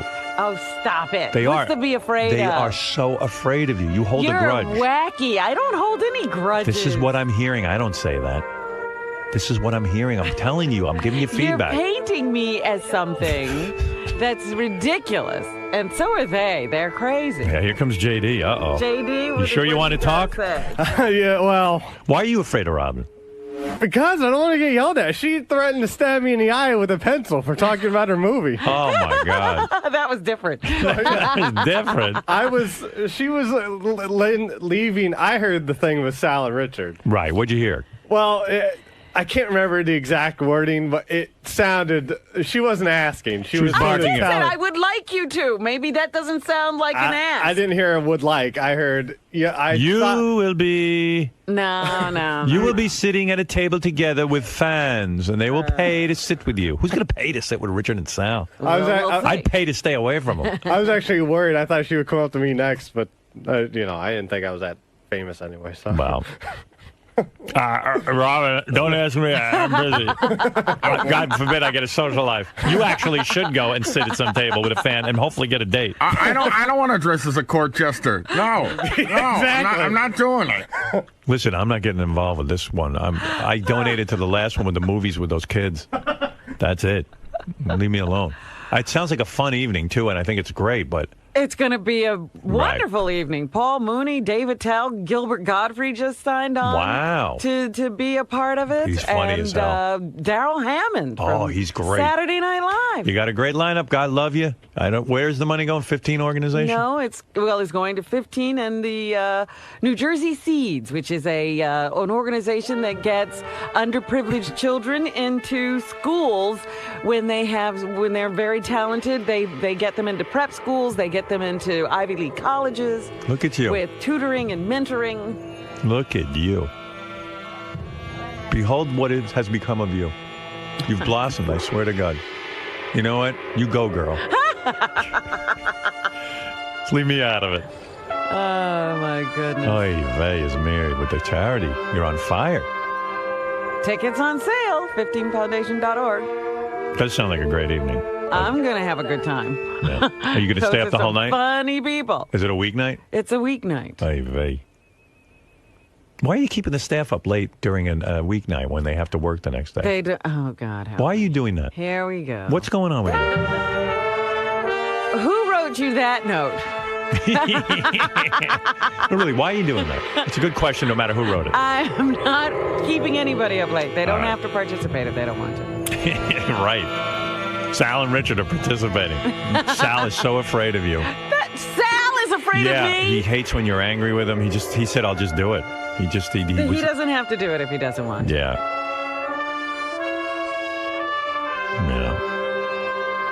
How did they get a hold of you to raise money for this charity? I mean, like, how did you find out about this one? I've known about seeds for over a year. Yeah. I went to a special open house they had. Yeah. And you checked them out? You sure they're not taking They're this? great. In fact, Dan Foreman was the one who Oh, he did? He's a pretty smart guy. introduced me to seeds. Yeah. Like they're not New Jersey seeds. They're not going on a junket to Puerto Rico or anything. No, they stay right there in New Jersey and they educate kids. Are you afraid of me? No, I'm not. Not about this. Oh, when are you afraid of me? I guess if I would be in a respectful way, if you got angry about something, I would have caution. But not about this. I'm excited about this dinner. I've started looking up recipes, and I'm getting all ready for it. Recipes? Are you cooking? I thought I was cooking for it. No, Rob asked me to sit at one of the tables. I'm very excited. Yes. It'll be fun. It's just fun. So. I should hope. Yeah. It wasn't like mandatory. I don't know. Everything gets convoluted around here and becomes some kind of edict, and I don't know. I have no idea how things work in people's minds.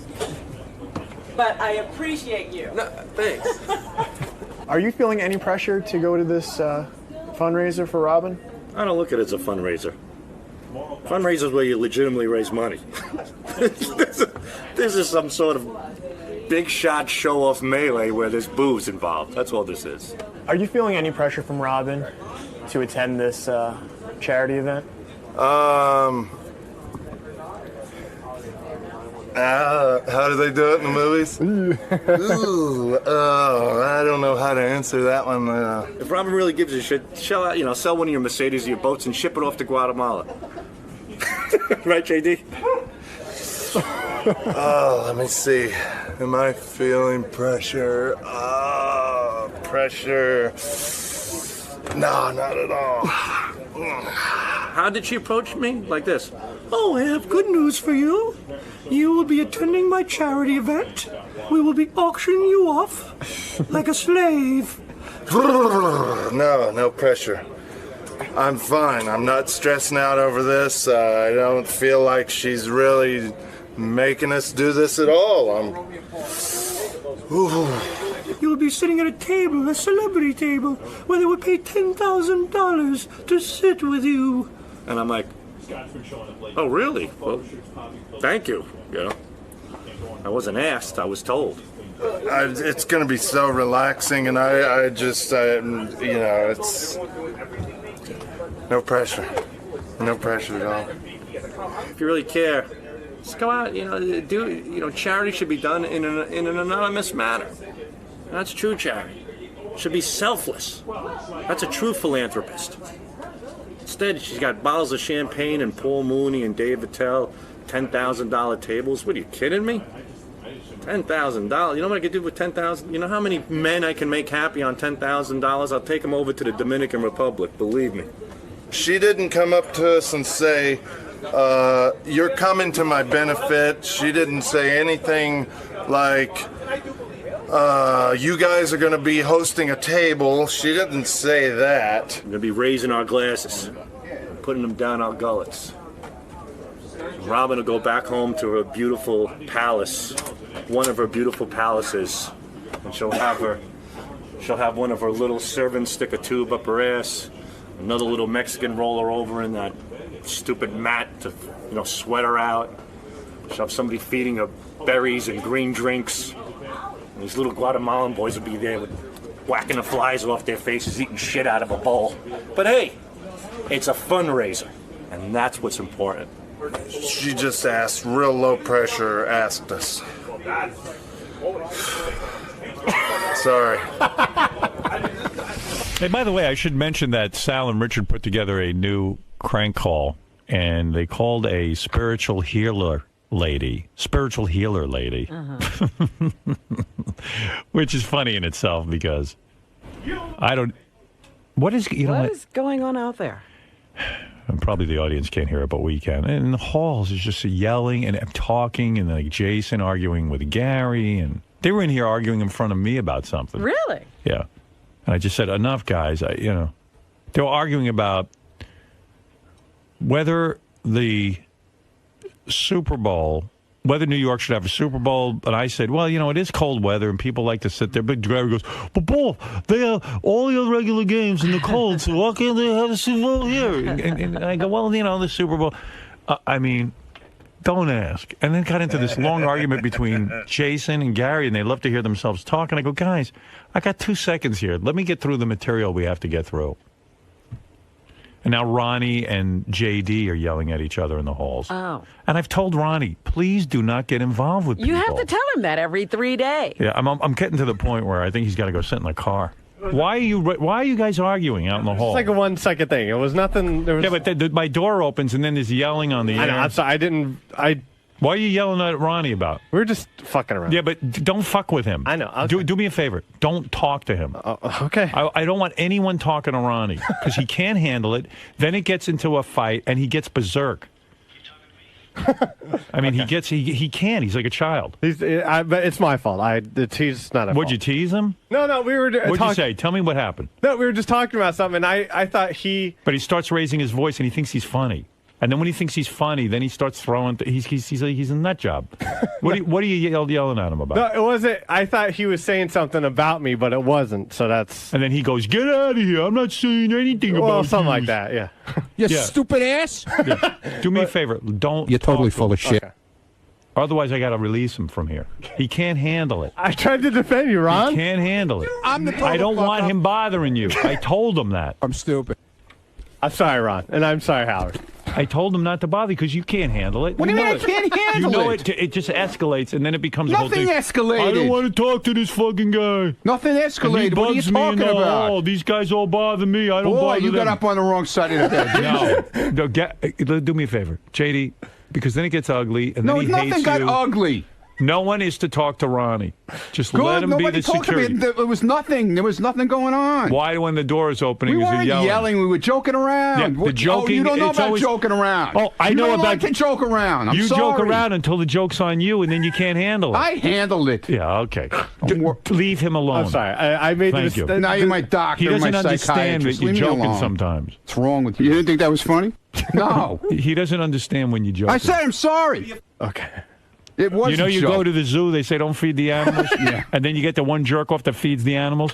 That's what you're doing. You're feeding the animals. I'm sorry. Fucking instigating motherfucker. That's what it turns into. No, it didn't. Well, it will. It didn't. Eventually it will. No, it won't. Fucking instigating motherfucker. You can't handle when people joke. You get confused. What are you talking about? Sometimes you don't know they're joking, and you don't like being teased. You don't handle things well. Yeah, okay. I don't handle Piece of shit. Yeah, I don't handle things well. Okay. You don't. Okay.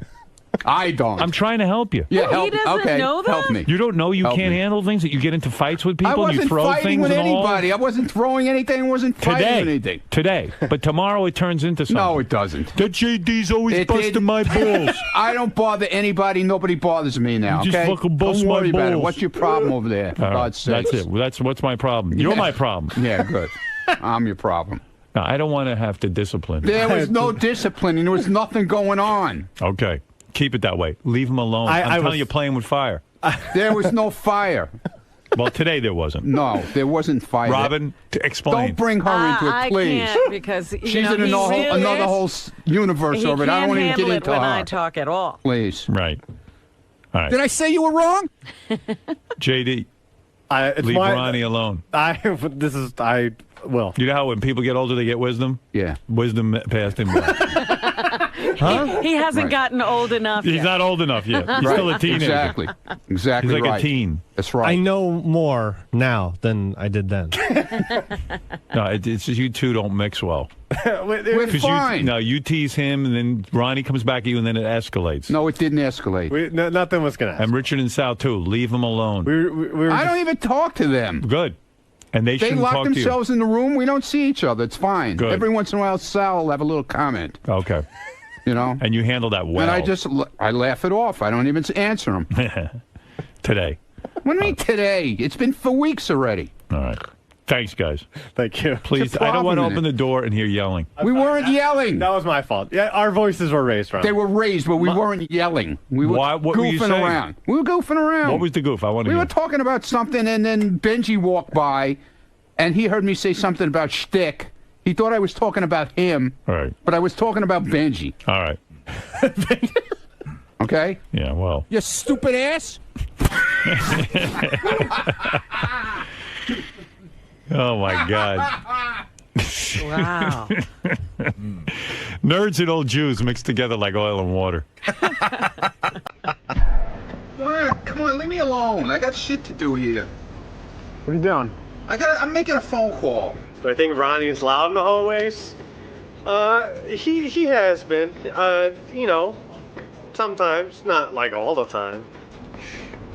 Stop. What? Stop that shit.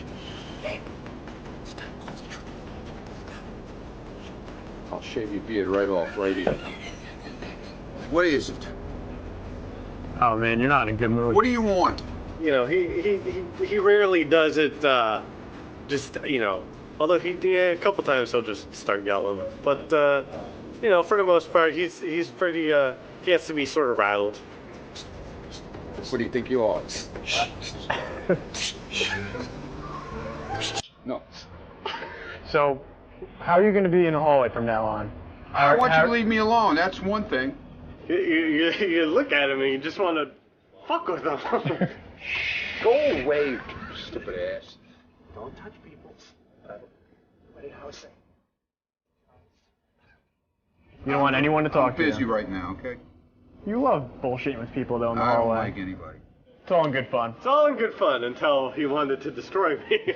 But you know, what are you gonna do? I'll stab you, I swear. Back in the room. Don't worry about where I am. I'm allowed to be out here. You're not. You're supposed to be. Get in your room. Get in your room. You get in Close your the room. door. I started it. You Get in your room and close the door. You get in your room. No. Get in there and close your door. Get in your room. Stupid ass. Everybody bullshits me. They make like they like me and then they fucking throw me under the bus. So, you know what? You can all go fuck yourself. Now, let me make my fucking phone call.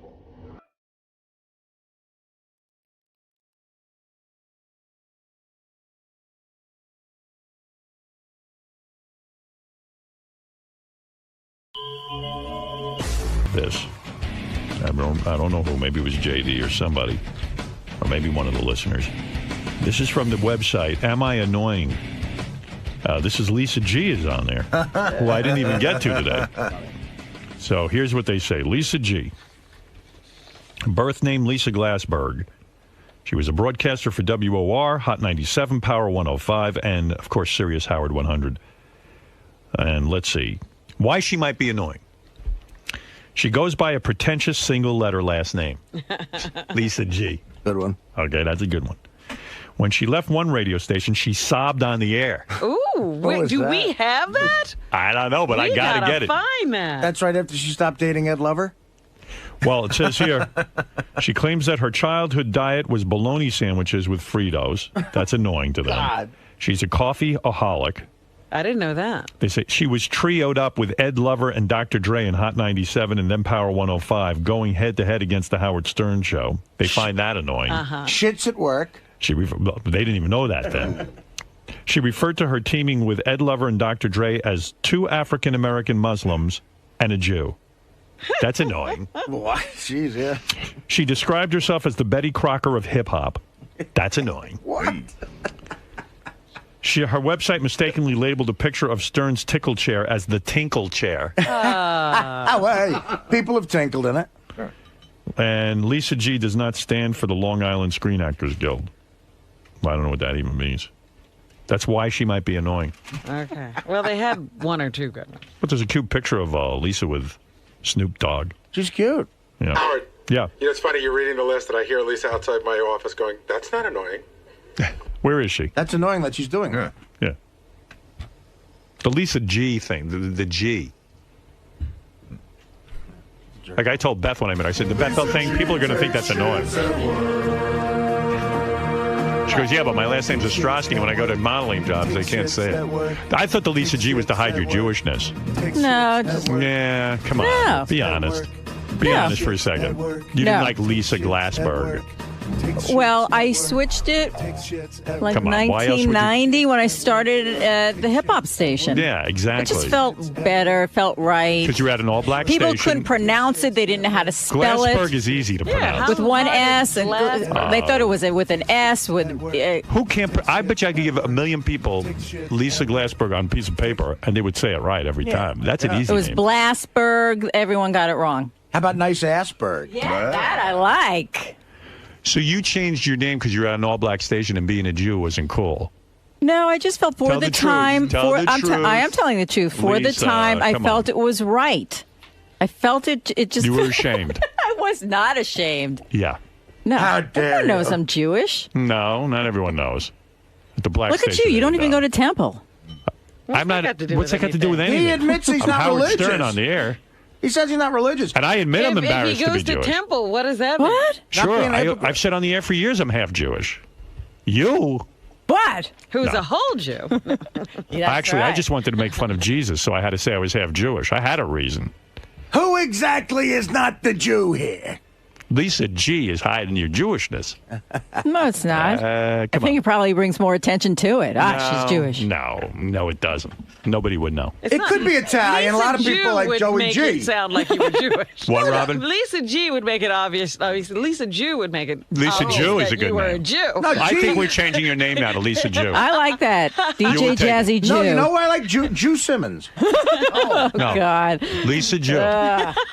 From now on, the new name, Lisa Jew. No more Lisa Jew. I'll have to go see Defiance. I'll have to go see all those Right. movies now. You dirty heeb. Did you sob on the air when you Yes, left? I did. You did. Which station? Hot 97. Why did you sob? They let on- us go.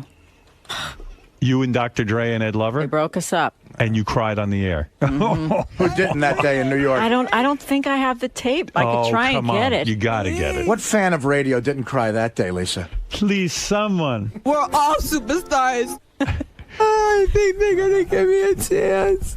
What did you say? Do you remember? I have the newspaper clipping. Someone heard it. I guess David Hinckley wrote about it. Oh, that I it must cried. be great. Yeah, I'll try and find it. I have a lot of tape from there. Yeah, you find all the tapes from there. I got I got it at my desk. Good. Bring them in. Please, You want to hear my somebody, first tape? give me That's a funny. chance, When I'm 17. Oh my God, If you never wanna- heard that. If you want to play it for me, then you think it's good. Yeah, exactly. Oh my God, I have such a thick Long Island accent. Oh my God, Well, I was in high school. let's see. Is there anything that I'm not annoying with? Yeah. Why she might not be annoying. She's a fixture in the #1 media market of New York City. That's true. It's nice. She's too good looking for radio. She's quick-witted and rolls with the punches from the rap community to the Stern fans. Quick-witted? That's what they say here. Along with George Flowers. George Flowers. Along with George Flowers, she was the first person to speak with Howard Stern on Sirius Radio. George was quick-witted. She's beloved for making and sharing desserts with her coworkers and friends. Her potato salad recipe appeared in the newspaper. She says proudly that she is not related to Kenny G. What else? She won Billboard's Air Personality of the Year award. Is that true? Your you were Billboard's Air Personality of the Year award? With Ed and Dre, yes. You were up against me and you won that? I say you were probably in a different category because you were syndicated, right? Oh, I see. Okay. Yeah, I wouldn't like that. We were syndicated too for a little bit. She plays a violin. They say that's not annoying. I find that annoying. Why is that annoying? And she was a cheerleader. They say that's not annoying. That's annoying. All right, there you go. Do you want to do any news while we got you here? Sure. Go ahead. Total loser. He's a total loser, a total douche. He'll always be a douche. We could have went somewhere else and got twice as drunk, twice as sloppy fucking drunk for half the fucking price. So fuck you. You had to promote a bar that was losing money so you could impress your fucking douche boss. I don't give a shit about you or any of your fucking douchebag friends. So fuck off. Fuck you. Douche. So why did you talk to When Gorilla? she calls you a douche, it is like it cuts through you like a hot machete through butter. Douche. I said, do people come up to you and say douche? He said, no. Douche. People come up to him and say top shelf liquor that they insert. Top shelf liquor. Top shelf. Douche. My boss. Do you think my boss can just afford to give you top shelf liquor?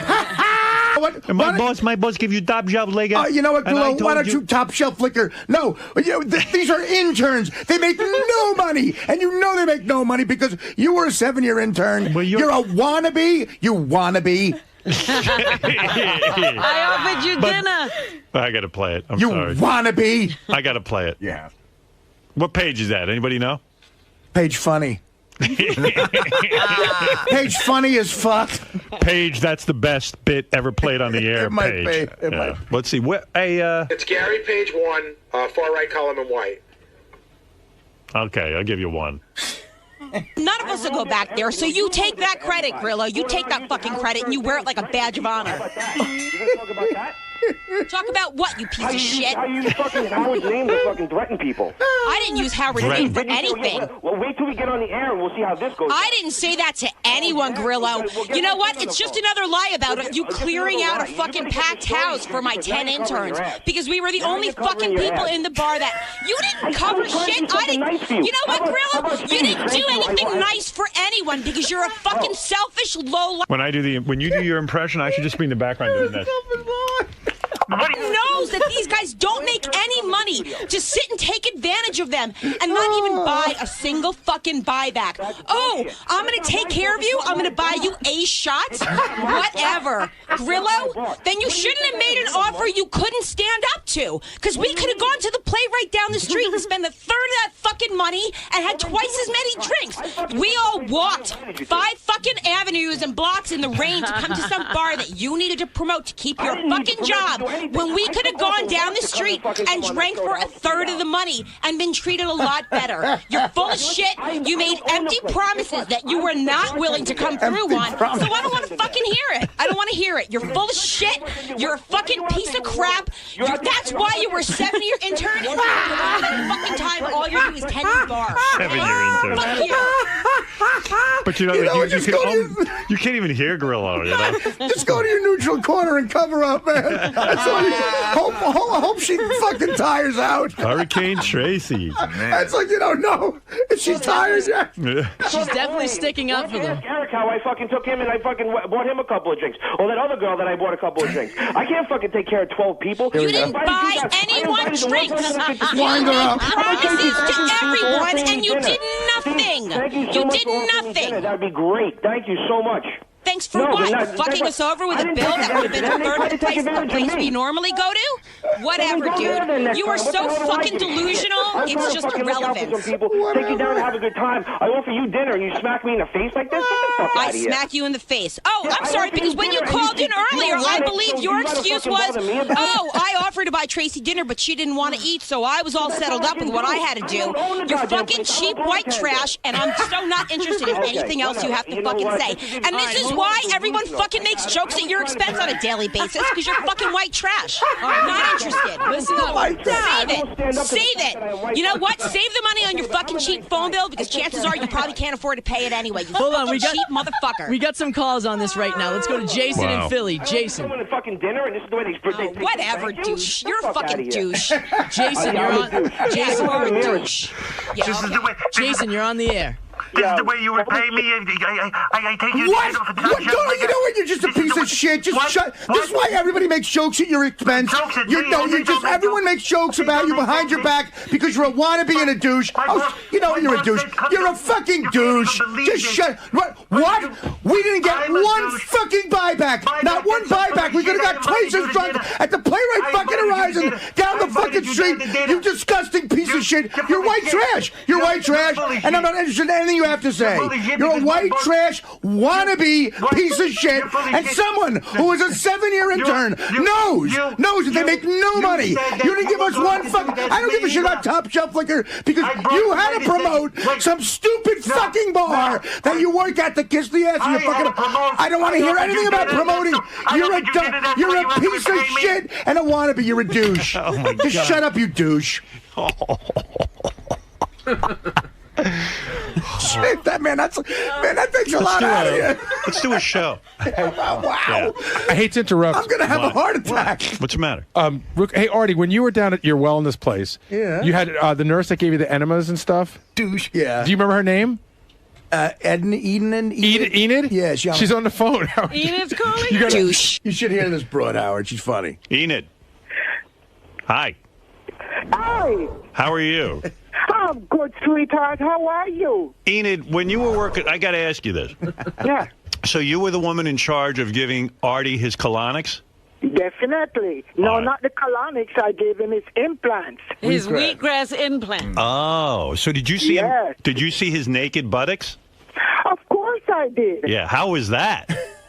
Well, listen, honey. His butt is so clean and nice, and I didn't even know when I was there. But then I said, "Am I there?" And he said, "Oh yes, you're there." Enid, it's got to be the toughest job. Artie aside, I mean, it's got to be the toughest job to work at a facility and put people. No, you know, I love my job. But to put tubes up people's asses.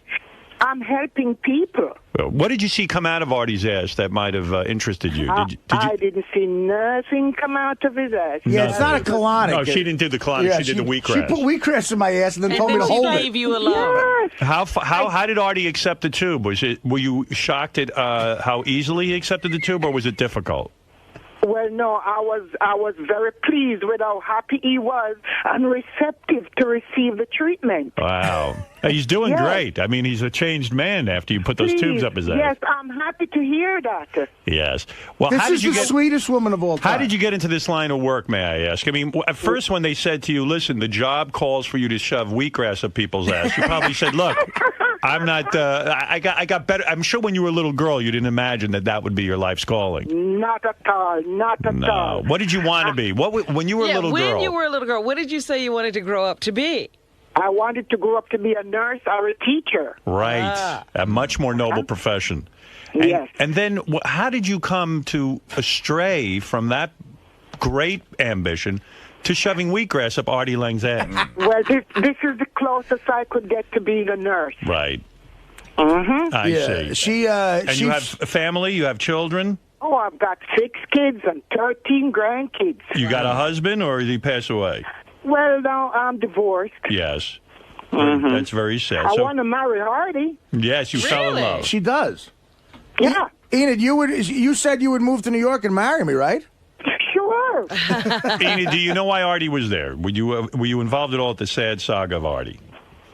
Well, I didn't care about why he was there. I just wanted to treat him and make him well. Do you know he is a slave to the drug heroin?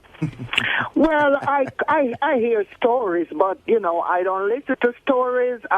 He's a sweetheart, and I just wanted him to be well and to be able to do his job because he's very loved. Now, didn't you come to his room to give him the wheatgrass? Oh, yes. Oh, yes, dear. And then, so when he answers the door, he's clothed, I imagine, right? He has his clothes on. Oh, definitely. He was always clothed. Right. And then there comes a time where you say to him, all right, my boy, pull off your pants. Is that correct? Oh, definitely. I said, come on, my boy, get your pants off, get in this robe, and put the robe on backwards so that I can just deal with your butt. So you saw... So at any time, did you see Artie's testicles or penis? No, I didn't look for it. But when he did bend over to accept his wheatgrass enema... Roll over, yeah. When he rolled over, you do see some balls, right?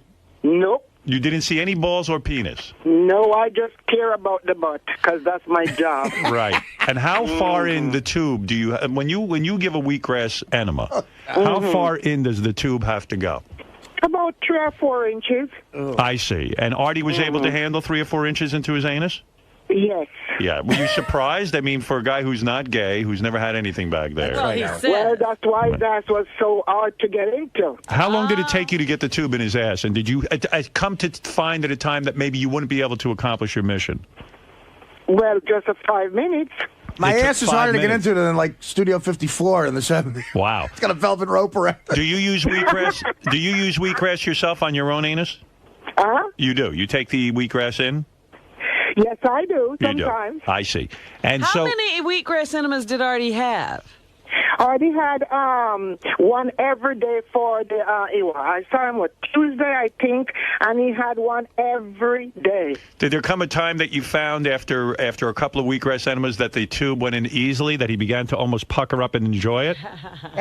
Well, not really, because every time, because like I said, his house is, very tight and clean. Right. So, Good man. Tight and clean. Thank you, Enid. That's all I wanted you to say. You never saw any feces back there or fecal remnants? No. Smell, no feces, no nothing. Was there a lot of hair in his ass? No. Really? No, it's not that bad. I cleaned up. He was clean and nice. When you separate the cheeks, that's got to be. I bet you there are some people, not Artie, but some people who have a smell, right? Because they're not that clean. Definitely, but Artie didn't have any. Right. You love Artie. She does. Yes, Artie was clean. No, and I'm honest. I'm telling you the truth. Wow. And this is what I do every day. Howard, I'm like you with that. I scrub. I don't want. pal. You don't want that. You're a gentleman. Yeah. And this woman might be the sweetest woman on the. She also was in charge of bringing me She had to bring me my apple and garlic. Yes. And my green drink. Wow. I made sure he got his apple and his garlic because I wanted his liver to be okay. So what is it? Mostly white devils who get this treatment, or I don't think many black people go for this. There wasn't one black patient there. Yeah, there's no one. You don't see many black people coming through there, right? Oh yes, definitely from all over the world. Really? I am from Jamaica, and there is so much Jamaicans that come here. People from all the Caribbean islands. Let me tell you something, Enid. As far as from Israel, Russia, Germany, trust me. Let me tell you something, Enid. I grew up in the black community. There were very few white people where I grew up. Who are we talking to right now? Is Howard Stern, the greatest broadcaster that ever lived. Howard, she knows you. Howard. You are my friend, too. I love you. Thank you. Enid, you know, I grew up with a lot of Jamaicans and a lot of African Americans. Yes. And the Jamaicans are very proud people. Definitely we are. They work very hard. Yes. And there used to be terrible hatred between the African Americans and the Jamaicans, because the Jamaicans are like, we work hard. Don't call us African Americans. We are Jamaican. Right. Yes. Exactly. See, I told you, Robin. I'm shocked. Exactly. It's right. I'm telling you. I don't know where to come up with that, but I'm not an African American. I am a Jamaican black woman. I bet you got 5 jobs. Boy. Artie's 5 jobs. Oh, she's a hustler. Like New Year's Day, I'm thinking, you know what? Maybe she had a couple of pops. She'll be 20 minutes late to put wheatgrass in my ass. Nope, right on time. Did you feel Artie? Did you feel bad for Enid at any time that like her job was putting a tube up your ass? Howard, let me tell you something. I said this to other people. I didn't. There's times I get depressed when I wake up in the morning because I have to do the show and fly to L.A. Yeah, wow. Right. This woman. I'd be depressed. If you're feeling a little bluesy when you wake up in the morning, how do you get up the gumption? Right. To go out when you know your day involves putting a tube in my ass. Yeah, I know. It's a nurse. Nurses are saints. How many tubes in the ass do you deliver a day, would you say, on an average? It's supposed to be, let me see. Sometimes I have up to 4 people. Wow. Have you ever thrown up from the stink of the ass? No. Wow, you're a pro. I like women like you. See, when you're a professional and when you like what you do and you're trying to help people, you don't have those feelings. I love your attitude, Enid, I'll tell you. I gave her my book. Did you give her a tip, or you don't do that? Oh, no. I gave her the book. Enid, did I give you a tip without any particulars? Oh, sure you did, sweetheart. Wow. Enid got taken care of, believe me. I felt so horrible. And Enid, let me you're getting this nice call. Yeah, Enid, let me understand the process. The tube goes in Artie's ass. This liquid wheatgrass is shot into his ass. How long does it take for the total? I guess they deliver it in a douche bag, right? Is that what it is? Yes. It goes into a douche bag. It's a douche bag. You douche. I do it in an enema bag. Right. Douche. Some people call it a douche bag, right? Yeah. Douche. But it's an enema bag. And so you take the enema bag, and how long does it take to fill Artie's anus with the wheatgrass juice? How much is in there? Yeah. 4 ounces. 4 ounces. Wow. Oh, that's not much. And it take, as soon as the tube gets in and I open it, it take about just a minute to get in. Oh, so it takes a full minute to do the fill, as we say in the business. Yes. And then Artie has to hold it for how long? Artie just lay down, relax on his back, and relax for maybe 5 minutes or however long you feel like he can keep it. And hold it in so it cleanses the liver as long as possible. Enid, do you talk him through it? In other words, you say, Artie, look, relax, hold it. Does Artie want to get rid of the water? But you say to him, listen, you got to relax, you got to hold it in. You coach him in a sense. Yes. Right. Yeah, and he was very, very receptive. And you see, no matter how, when I go to a guest to do this, I make them feel very comfortable. No, she does. She's great. He lays on his back after he lays on his side for the enema, and then he turns over on his back. Yes, but he's covered. I make sure he's covered. But I would think it would be harder to keep the water in your ass if I would rather be on my stomach, maybe. No. No. I see. No, dear, no. I see. And then he runs to the toilet, I guess, while you're there. Well, and no. I'll leave him laying down till whenever he feels like he want to get up. Wow. How long would you wait till Enid left, Artie, to expel the water? Would you do it the second she left? Again, no, not the second she left, because, again, they tell you this is the longer it's in, it's the better for your liver. Right. So I'm down there. I'm like, what the fuck? I'm not going to do this and not have any results. I got up to about between 5 and 7 minutes, and then I had to go. Good for you, But Artie. then she, of course, didn't need to be there after that. I just had to clean up. But Enid, Artie ate a sandwich this morning. God knows what's going to come out of him. We don't know. Well, I've been eating all right. You know, I'm expecting him to come back and finish his treatment. Yes, well, good luck to you. Good luck waiting. Don't hold your breath. The Mashiach will be back before he gets there. You know what? I paid for it. I'm going back because someone's going. I'm sending someone. Out of all I'm your sending patients, Jason Kaplan. That's who I'm sending. Was there cellulite on Artie's ass? Was there a lot of fatty tissue on Artie's ass? Was there ripples and? No.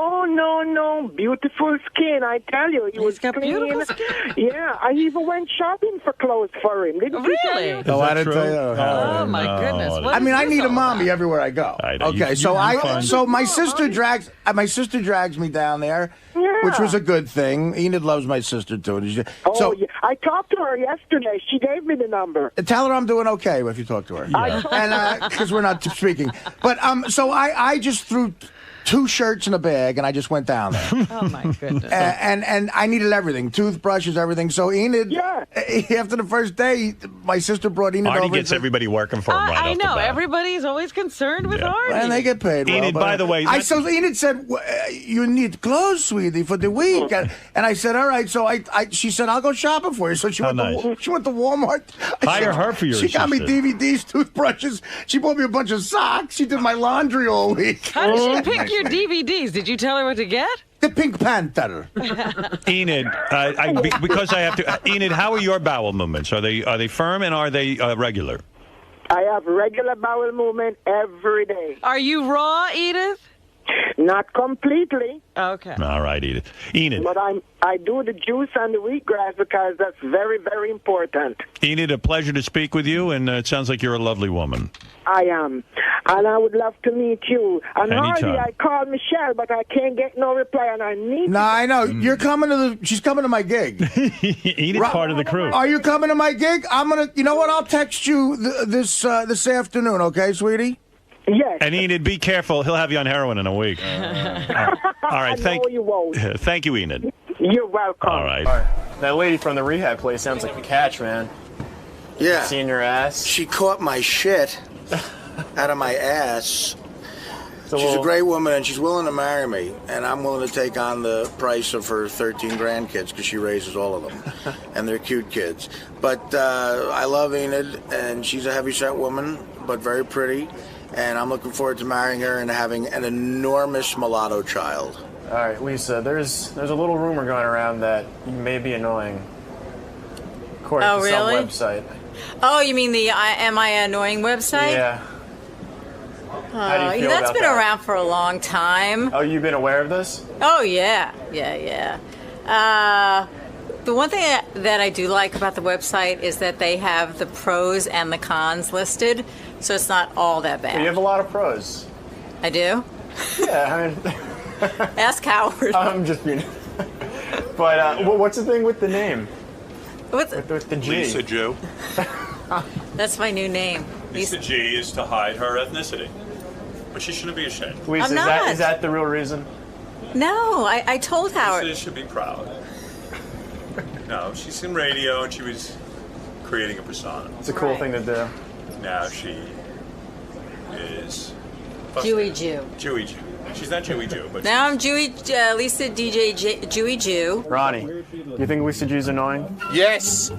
On a scale of 1 to 10, how would you rate her? 15. 8 or 9. Doesn't mean I don't like her, but I mean, she's, she's a freaking, whiny chick. I would say her level of annoyance varies. Some days she's a 2 or a 3, and some days she's an 8 or a 9. So I guess that makes her a 8. 10 being the worst. She is 7.5. She's a good 7. 7. Yeah, 7, 8. 7.5. Closer to 8. Well, if Jason's a 10, she's an 8. Right behind him. Is Lisa G annoying? Hey, come on. Yes or no? You're annoying. No, I just want to know if Lisa G's annoying. You and Doug Goodstein with your plotting and everything. It has nothing to do with you, Hey, Jim. yeah, she's annoying. Okay. Lisa G annoying? Yeah. No? I go back and forth. Today, since the new year started, I haven't found her that annoying. There are times when I want to take her head and bang it against the wall, yes, but I haven't had any of those recently, so I'm trying to start the new year on the right foot. So I'm going to go with no, but a history of yes. She likes to schmooze. She's a schmoozer. There's a big candy bowl on her desk, and that's strictly, it's like a bear trap. It's for fat people, and people with munchies. They come in, they grab the candy, and she goes, so, how you been? How you doing? Where's your mom? Where's your dad? Boom. Next thing you know, she knows your whole fucking life. Foot in the trap. You're done. Yeah, I hate how she says her name. You ever notice she doesn't say Lisa G. She says Lisa J. It says J. This fucking thing. I don't know. That's what annoys you about her? Yeah, that's really annoying when she goes, I'm Lisa J. It's like, stop. Stop the G when it's over. It's G. Yeah, G. It should be G. Lisa G. Is Lisa G annoying? No. She's just very nosy. There's too many questions. I know she's a reporter, but just stupid questions. 1.5 million. Stupid long questions. Like, I can't think any offhand, but if you know her, you know what I'm talking about. Just being a stupid girl. Yeah, just, yenta. I also hate this new fucking thing where Lisa Lampanelli tried to coach her, so now all of a sudden she's saying cunt and pussy, and we're all supposed to be like shocked. It's annoying. Just stop. Go back to your old self. Worst thing about her is when she goes to the student, she goes a big smile, she goes, guess what? We're not here to guess. I don't know. Guess what? Tell us. You're a news reporter. Tell us. Don't make us guess. Guess what? Guess who I spoke to? Guess who I saw? Guess who's having a birthday? It's not a guessing game. You're annoying me. Is Lisa G annoying? No. Her fucking cookies are not that good. I mean, my wife can make fucking cookies that are really good compared to hers. They're dried out. Some of them maybe, but she's always got this exotic, weird peanut butter bullshit. It's like, just fucking make the cookie. You know what? She plays the Jewish thing up a lot, too. She always gotta let everybody know she's Jewish. Who cares if you're Jewish? Big fucking deal. Why do you always gotta bring that up? Like, I don't know. Move on. Get over it. You're Jewish, so what? We all got problems. What would constitute her being annoying? Like let's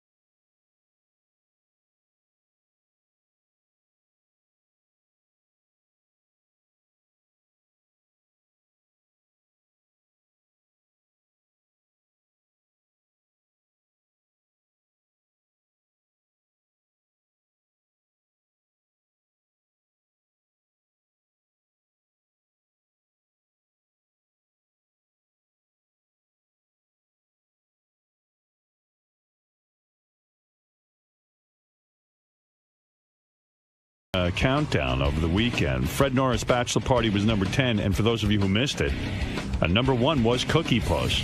Number 2, Artie's cocaine in a pig soup story. Oh, wow. I just knew that was going to be number 1. I got calls from my buddies like I had won an Oscar. You have no idea. Like the kids I grew up with, they're like, dude, number 2. Number 3 was Billy West as Marge Schott apologizing during Christmas. That's not an easy one to beat, Artie. But Artie's that pig story is so good. Number 4, and I got to say, I agree. High Pitch Eric and the Fish Show. That had me pissing in my pants. This is great. I didn't hear the whole 10. This was awesome. Yeah. Number 5 was, of course, the Gary tapes. Number 6, Stuttering John versus Cabbie fight. I was surprised listening back to that how good it was to listen back to it. Yeah, that was a fun day. Number 7, Hank the Angry Drunken Dwarf. Always weird hearing that. And number 8 was Jesus Twins, which I heard the replay of. Always funny. Yeah. Really? They made the top 10. Oh, they That's were amazing. great. And number 9 was the DeBella funeral tapes, and number 10, the Fred Norris bachelor party story. So those were your top 10. Wow. You know, I got to admit, as a fan, the Cookie Puss thing, I had never heard the whole thing. I knew it was a situation where Fred got his mother Cookie Puss, you guys busted his chops. I heard, segments of it here and there over the years on Best Of, but it's just so funny how the fans think, like, they love tension and arguments and negative shit. Yes. Because I finally heard the whole thing, and God, the tension between you and Fred is, that is unreal. I mean, it's fascinating. But why were you mad at me? I mean, I was fascinated. You got your mother a Cookie Puss. Yeah. And I think you know still what? angry. It's so many years ago. Still angry, aren't Here's you? the deal. When did Cookie Puss happen? Cookie Puss happened at let's see. It was probably in the 80s. Right. I'm going to guess it was 86 or 87. Jackie was That's there, right? Because Yes, Jackie 20 years ago. Yeah. It's 20 years ago. Well, how do I remember? So why are you so upset? I mean, you have to admit now, 20 years later. That was an odd present. That was just bizarre. It was supposed to be a goof. No, it wasn't. No, it was. That's What do where you mean? No, that's why I got mad. Because it was supposed to be a goof. It I wasn't thought a I was goof. sharing. Yes, it was. You got your mother a Cookie Puss, and As a goof on who? Look, I On actually her? got no. It was. I just thought it was a fun, silly thing to do. But what did you That's really all. get your mother? I actually really got her earrings. Bullshit. I will go to my grave. All right, whatever. See, this is how it started. You said you caught Fred in a lie. He got offended by that. I know he's still lying. You know what? You know what? You know what? You know what? Here. I'll say one thing. You were dead You serious. can say whatever you want, dude. Thank you. Well, I was there. We Because asked you're you lying when you right got now. your mother. You I'm not said lying. a Yeah, you are. Cookie Puss. You weren't there. I'm telling you you don't the know. truth. This is my feeling. But Why that's your would you- feeling, but it's not the I truth. know you're lying. It's not the truth. It's your feeling. Can I tell you why I think you're lying? Can I just tell you why? Go ahead. Okay. I know you. You're not. But you don't know me that well. You think you know me. If you don't know me by now, you will never, ever know me. I know you. And I'm going to go to my grave saying that you did not mean it as a goof. And that will why be would happening you goof on when? your mother? Why would you goof on your mother? Your mother's not going to. I know your It was mother. She's a supposed to simple be woman. silly. See, you don't understand silly stuff. No. When people try to do silly things, you come in and you don't understand the point Fred, of something silly. You weren't seeing your mother that much at that time. I mean, you would. No, go actually, home I on, was. You would go home on weekends and stuff, and you would love your mother. Yeah, but I And always you goof meant it. around. Oh, it's so not a goof. All right, ladies He and never gentlemen. told See, us but about you're any so- earrings, you know what, did you he? come He from just a- told us about a but you Cookie come Puss. from a very I guarantee there were no earrings. All right. I guarantee it. Take a polygraph test. Artie, what does one do when you're telling the truth and everybody says that you're lying? I'm going to ask an outsider. You know what? What do you do? You get frustrated like you're getting. I don't know what to do. I wish Thank you. He can I just wanted to. I wanted to check with a real person in the room, not these two liars. I mean, I don't. See, this what was amazing about that bit though is Howard has this ability on the air. If you get somebody mad, you think, okay, fine, he's going to back off. Then he went into that voice. Yeah. What voice? Oh, the His Cookie mother. Puss. And his Cookie Puss? Oh, you did the Cookie Puss voice. And it's like you feel for Fred because you can tell he's so mad. And then Howard saying, I'm afraid to get out of this voice. You know In the voice. It really was. And Jackie had such a fucking awesome line in the middle of it. You in the Cookie Puss voice, you said, Jackie, how come you pissed in your mother's face? Remember you said Jackie urinated in his mother's face? Right. What she did. Yeah, that's all you did. How come you just pissed in your mother's face? And Jackie said Carvel was closed. And then you were afraid to get out of the voice. I had never heard the whole thing. And, it was tense. But the fans love that negative shit, man. Oh, they do. They eat it up. And, I just know Fred. I mean, Fred's right. I mean, we don't have a lot of time. We're circling back down to that, circling back around on that line of thought, aren't we? You know, I mean, I'm just telling you. We're just going to keep going around. I now. never heard earrings before today. It's 20 years later. No, it's 20 years later. But you know what it was? He didn't get it. Was it was the same reactions. Like, you did not. You're lying. You are. All right. I know when I'm lying. You gave her a cookie puss. And the cookie puss. No, because everybody was coming over. My nephews were coming over. It was just a silly thing. All right, okay, but let's not rehash it. I remember it being very We've only done sincere. that over the weekend. It's been rehashed. I only remember it being very sincere. I gave my mommy a cookie puss. Okay. Hey, and it was sincere. and Robin gave her mother an arsenic cookie puss. So That was just straight arsenic. She's a grown woman. Do they still make cookie puss, I wonder? Yeah. I'm sure they do. That's a And perennial. Fudgy the Whale. And Fudgy the Whale. And then you were goofing on Fudgy the Whale. In the voice, you're saying, I hate Fudgy the Whale. I do. Oh, that's great. Fudgy the Whale is bad. And, you know, in fairness to Fred, since it was the #1 bid, too, just to go back, I finally heard the whole thing. Robin is the one who said, Fred must have said it to you earlier in life at some point, because you said, remember Fred used to get his mother cookie puss all the time. That's how you got into it. So Fred must have confided in you or something. Oh, that was a mistake. Fred's gotten, like, sort of more He's sophisticated socially now. normalized by his wife, He's a sophisticated. Allison Norris, who, you know, has a normal sort of background. Sensibility. Well, she's from this planet. I mean, that's really where the whole Fred is from Mars thing sort of stems. No, this thing from Mars came from a very angry joke man. No, the thing from Mars comes because it's like very angry, bitter. It's like you're from mean, another planet. Nasty little fucking troll It's named like Jackie you don't Marlin. know the customs of our planet. Right. I love how Robin acts like she's got the boats and everything else like that. You know what I mean, Fred? We all came from shit. Fred, the simplest thing. But now all of a sudden Robin has reinvented herself as Dame, Edith Evans or something. I love that shit. She always could fend for herself. You were like, on. You were like Kyle XY. I had to take you around. Really, we weren't You sure weren't much about better, you. bud. Oh, come on. I at least Before you were like king of all media. No, I at least could you were a carry slob on. like the rest of us. Oh, it wasn't the slob thing. It wasn't just, slob. He's missing the point. You seem to not know. I miss things. no point. I'm never getting had the a point bank right account. now. You were 25 years old. I'm getting the point. We're rehashing history. No, it was just that you were 25 years old, and my wife and I had to take you around and teach you how to, like, open a bank account and how to get an apartment. There's even a statute of limitations on, like, murder and things like that. There's no statute of limitations on these stories. No, you're a much more sophisticated guy now, and I am contending that... Oh, stop wheezing, Wait Robin. a minute. No, the cookie come on. puss. I am contending that the cookie puss was a legitimate gift that you thought was a nice gift. That's You know all what? I'm contending. Howard. It's not. And I will but always there think you go. that. It makes a better story to do it the other acting way. Remember, you know how we laugh at Richard because he says he goes to the same restaurant Right. every night? That's Fred. Who did that? Fred. You know what? This is like talking about somebody when they're 5 years old. It's like, it's 20 years, guys. You were. Give it up. 25. You were 25 years old. And guess what? I'm not 25 anymore. And we're talking about, it's like, You know what? At least Richard went to a Chinese restaurant. Fred would go across the street to his, what was it, like a deli? Yeah. Were you afraid to venture out on your own? That's what it was. Right, it was No, close. I went to a and lot so of he them. was. That's a place I went every day because it was right across the street. I would get my coffee there every day. It was like a Vietnamese place, right? It might have been. But it was owned by a foreigner.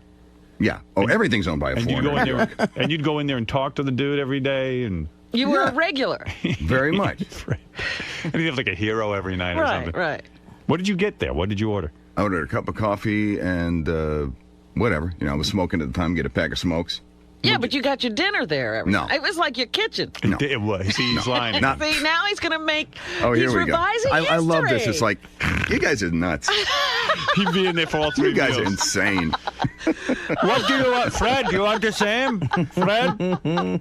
If you want to have a conversation, we'll have a conversation. That's where he bought his. That's That's where he bought his mom's earrings for the deli across the street. Fred, I got some nice earrings. These fell off the back of a truck.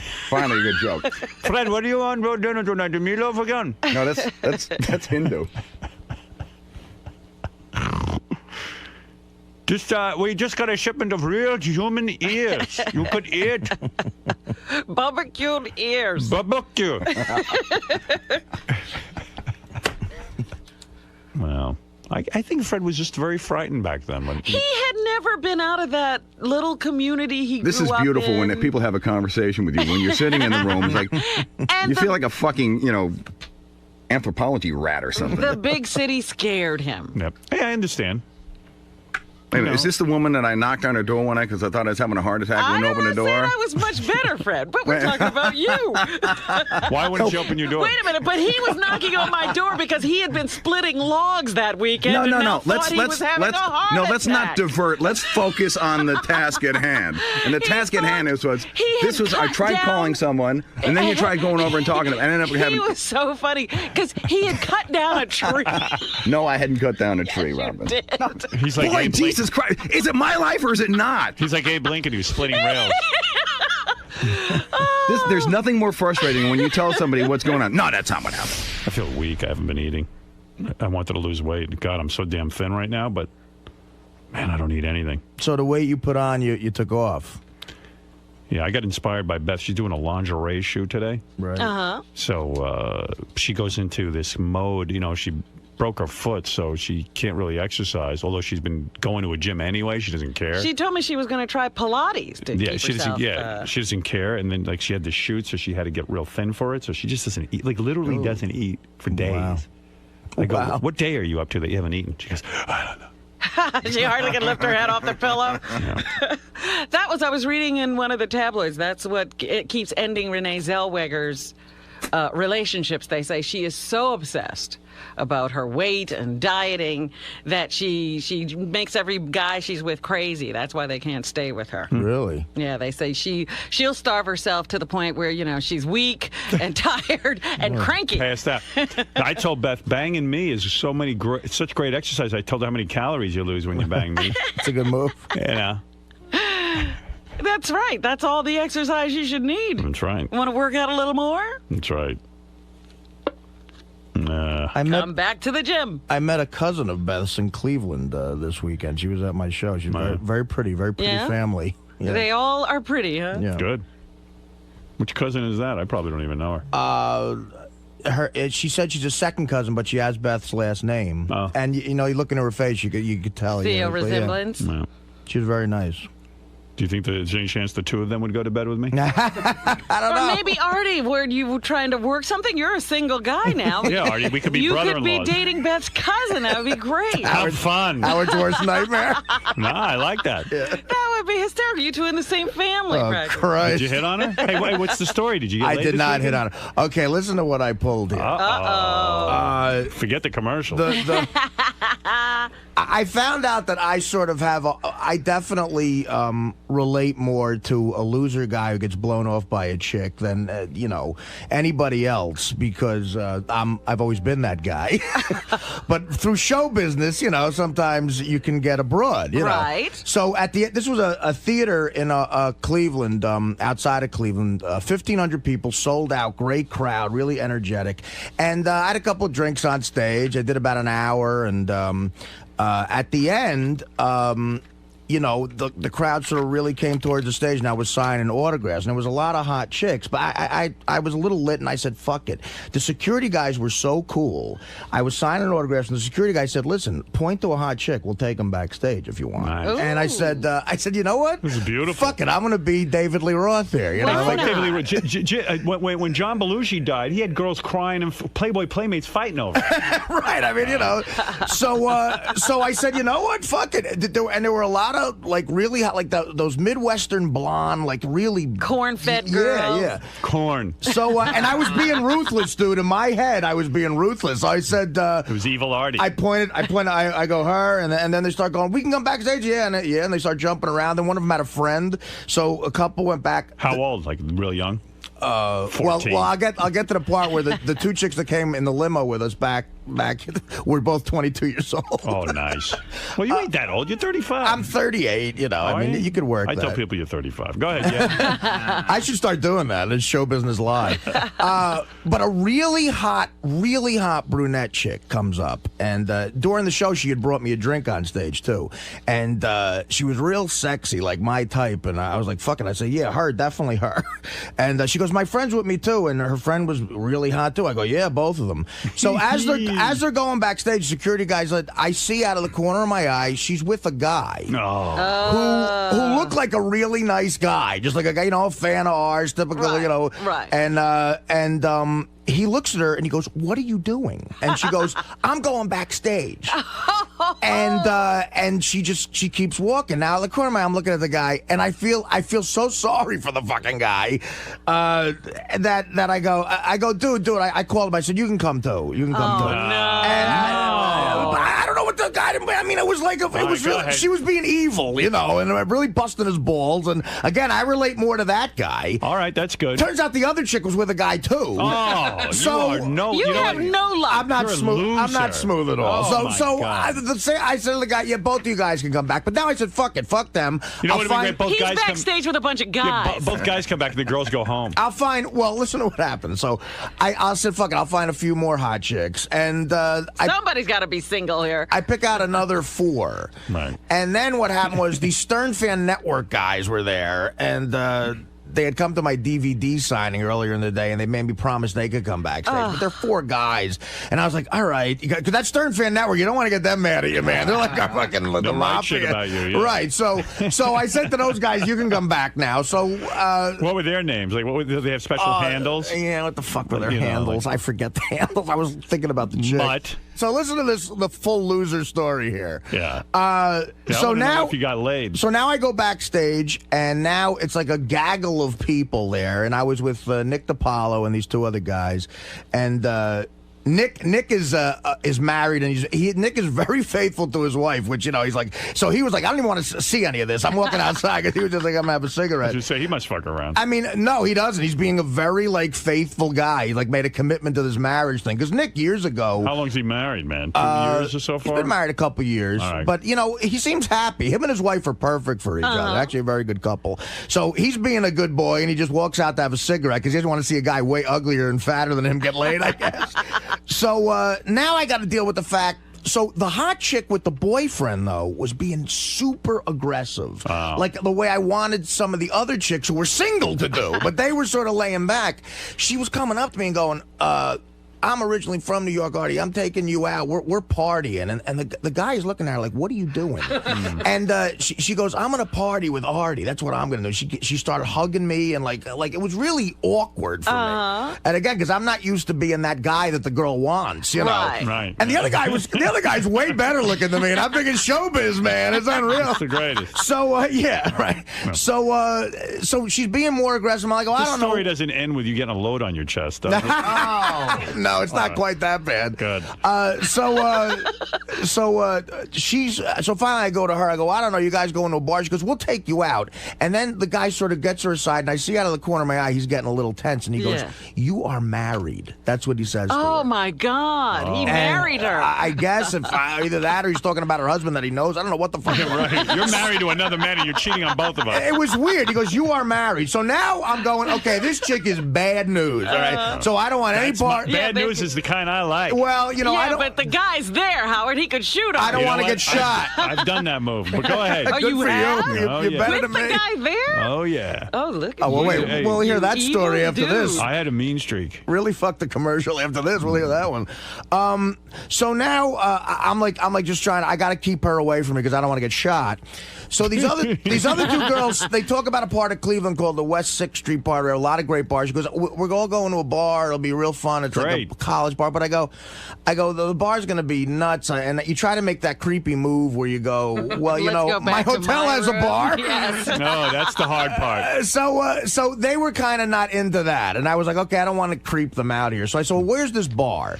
They go, all our friends are going. Dude, and you're wasting time. You just say to one of them, listen, man, let's get out of here together. Well, so now they go. This is getting crazy. Let's get away from. We had a really big limo, and they say, "Can we come in the limo with you?" So all the dudes too? No. Just these 2 other girls. The other people, I had to focus on a couple. You know what I mean? Good. So I like this because me and my other buddy who was there. You got the 2 girls in the limo and got rid of these guys. Right. Me and the one other comedian that was there is single as well. It was like the other chick 4 pissed? of us. The one who was with the guy, was she all pissed? You know what? They went off to their own domestic squabble. I said, fuck it. It looked like there was going to be a major argument going on over there. So the 2 chicks, like 22-year-old chicks, both really, really hot. definitely solid 8s, come in the limo with us, and they go, we'll go to the bar together. So they get in the limo, and then it's me, the other comic who's single, who's trying to rap with them too, and Nick, again, still miserable, smoking a cigarette out there, and the limo driver. So now it's like you're talking to 22-year-old girls, which is, oh my God, you know. It's like, who cares? Right. So I realize I have nothing to say to them. We pull up to the hotel. We drop Nick off. He gets out, and he goes, it's good luck, fucker. Well, Nick's a bummer at this point. Yeah, well, yeah, so he leaves, but he was cool. He's like, I'm going to get out of your way. Go nuts, you know.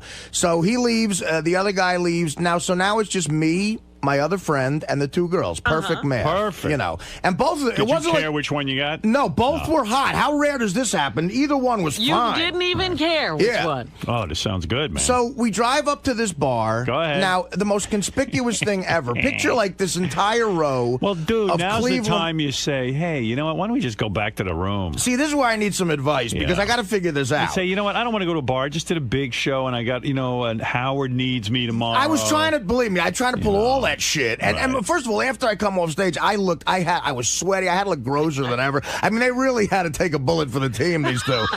So this is where you need Coke. And also, absolutely. That helps everything. Howard, why does he even stop at 4 girls or 6 girls? Why doesn't he have 12 girls? You got to focus on a couple. You got to, like, girls, you know what I mean? Girls, no, he's right. He's got this down right. Except, like, now you go. Well, listen to what happens. Make the creepy move and go. Let's go back to the room. But the girls will start competing for his attention at that point. Then you know who to go with. Listen to what fucking happens here. So now we pull up to this hot area of Cleveland. All these like great bars, lines of kids outside. And again, you know how huge you've been in Cleveland forever.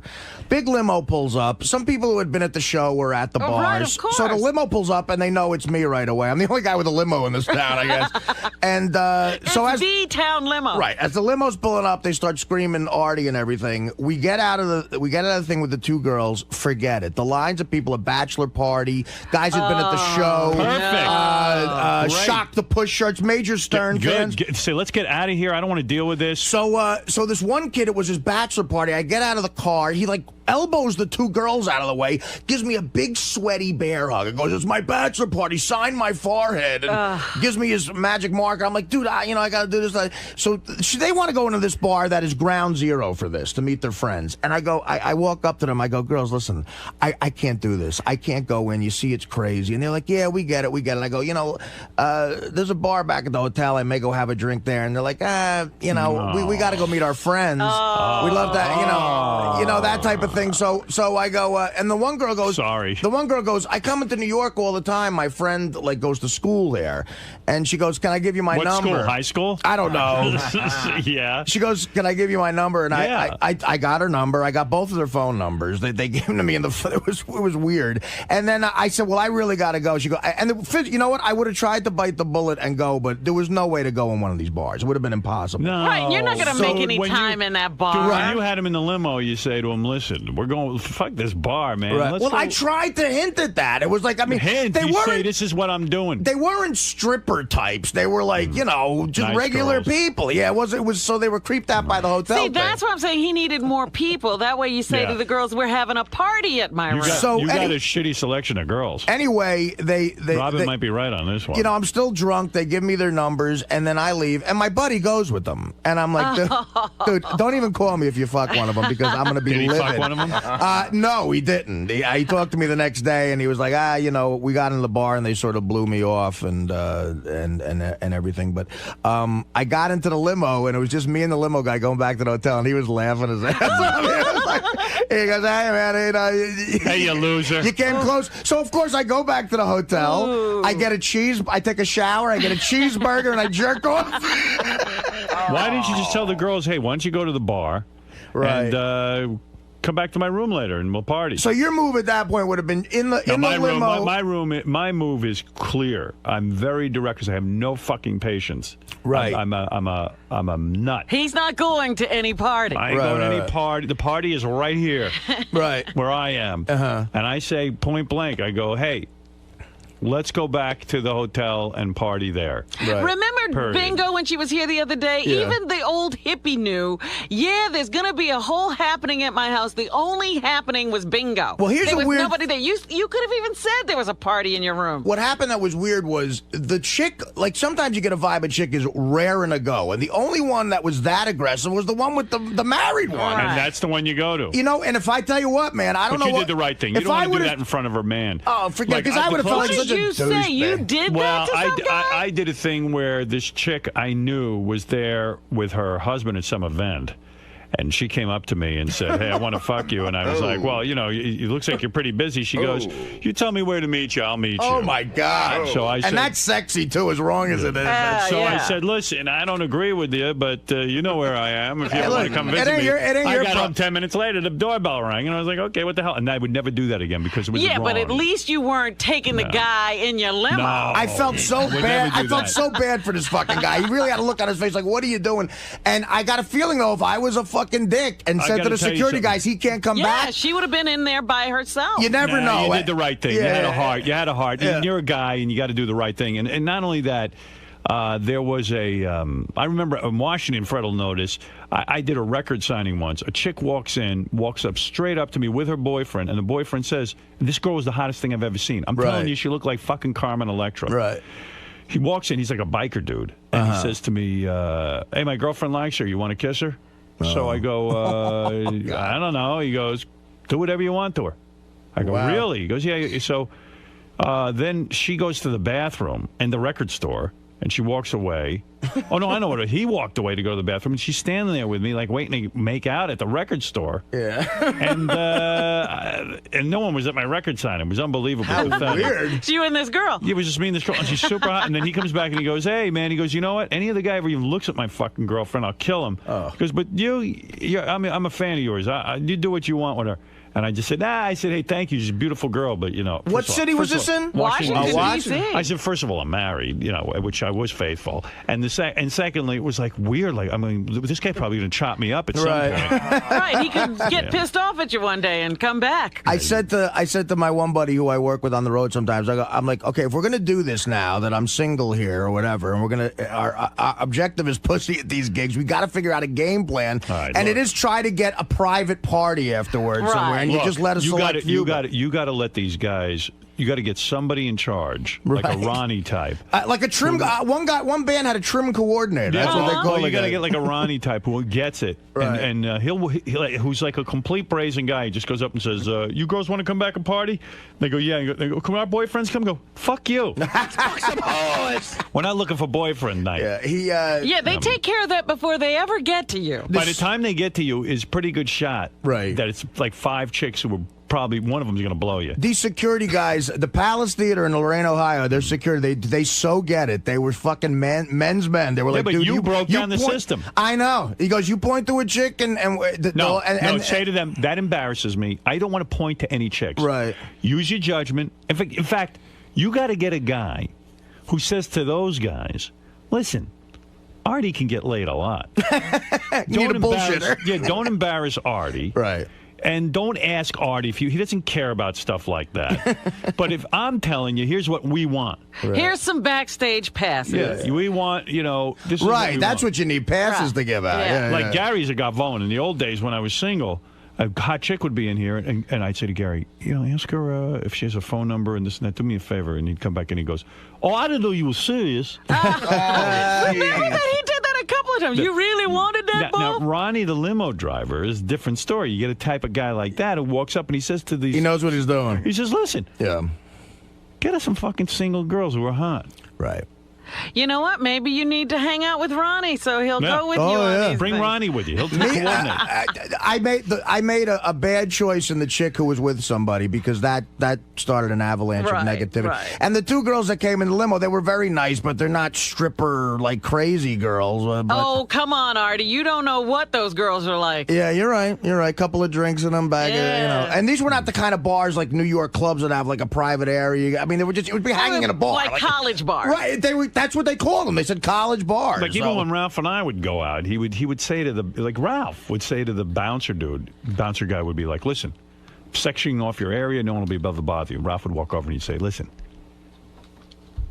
we don't want guys coming over, but if you see a hot chick, she's allowed in. Bring her over. So before you know, I never did anything, but all of a sudden, only hot chicks were in your area. You start. Guys would come by, and I'd go, "Oh yeah, come on in," and then the bouncer would go, "You're not. You get out of here." Right. And Artie doesn't understand that exclusivity, that idea that only you can get here, heightens your appeal. That's right. Yeah, and take a shave. That's why that scene at the Hard Rock Pool a few years ago, that whatever they call it, rehab on Sundays. Yeah. Oh God, what a scene! Are you bringing that girl to the premiere? The one who called in the other day with the flat stomach? I'm not bringing her. I mean, she's coming, there. Right? I'm not taking. She said she's going to blow you. What about Siobhan's daughter? I'm not are you going to call her? I might. You know what? I'm really thinking about calling her. You want to know something? Siobhan keeps calling and saying, "When are you going to call the daughter?" Again, which worries me because I'm afraid the girl is grossed out by me and Siobhan is forcing her on me. That's not it. But dude, who cares? I'm not taking a date. That's disrespectful to Dana. It's too soon. I'm not taking a date to the premiere. Die? What are you? No, but I mean, we just statute of limitations. We just broke up, and it's disrespectful. Are you going out with her or not? Who, Dana? Right now, no, absolutely not. So what are you worried about? But it just happened. I'm not going to go. It didn't just happen. It's been happening. It's been happening for a year. I'm sick of it already. No, I wouldn't do that to her. That's not right. You're so crazy. I'm not saying I'm against getting laid in a hotel later in the night. I'm not taking a date. That I understand. You know what I mean? I understand. Well, on the night of your premiere, Artie, you should get laid. It's going to be, first of all, if you don't get first of all, Dana is in the movie. How hard is this going to be? I don't know. She's in for 2 seconds. We put her in the background or something. If you don't get laid the night of your premiere, what's the point? The premiere of Artie Lange's Beer League at the Ziegfeld. You gotta get laid that night. You don't get laid, you can't get laid. Hey, Allison, you're on the air in Cleveland. And then we got to get to Lisa G, who's here with the headlines. Go ahead, Allison. Oh, hey, Artie. I was the one that bought you a shot at the end of the show. Oh, okay. Yeah. We wanted you to come out with us so bad. Wait, was this the girl who came backstage? I did. With your boyfriend? Well, he's actually my husband. But, sweetie, what was going on there? Like, you were going backstage, and you weren't taking him, though. Oh, well, this is so funny. He and my friend's husband, they wanted to go get the T-shirts. They were like, oh, go meet Artie, go say hi. And we really wanted to take you out, get you out of Lorraine, and go out. See, this is what girls don't understand. Yeah, but it didn't look... I know, that's what my husband said. You don't understand. Artie doesn't want to go out. He wants to fuck you. I know. You know, he doesn't want to go out. He can go out anytime. He's not looking for a good time in Cleveland. Howard, this chick is Chicks hot. don't get it. Yeah, she thinks I want to go out to find the bar. He just got out of prison. Honey, were you going to have sex with Artie at any point?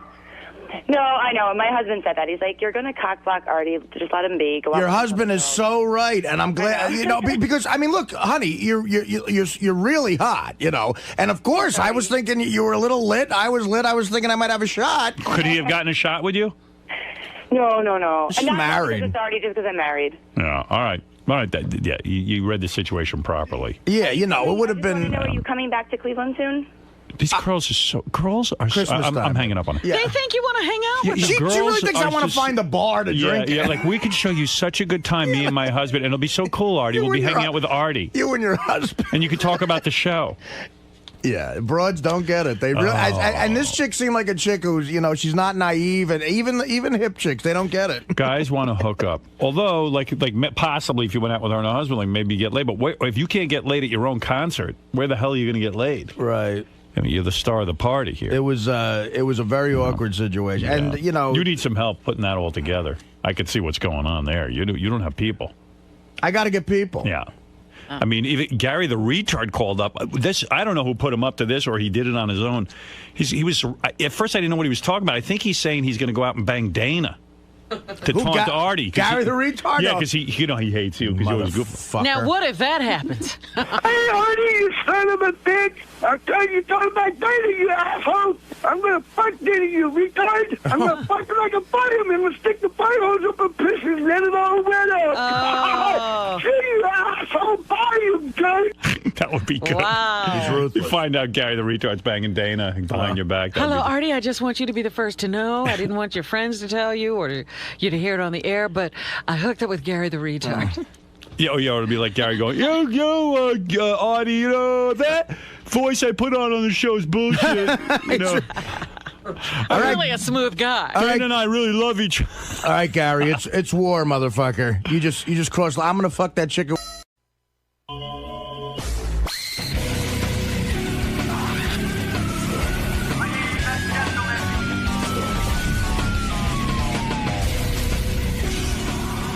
What do you got for us, Steve? Anthony Weiner can learn from Howard Stern.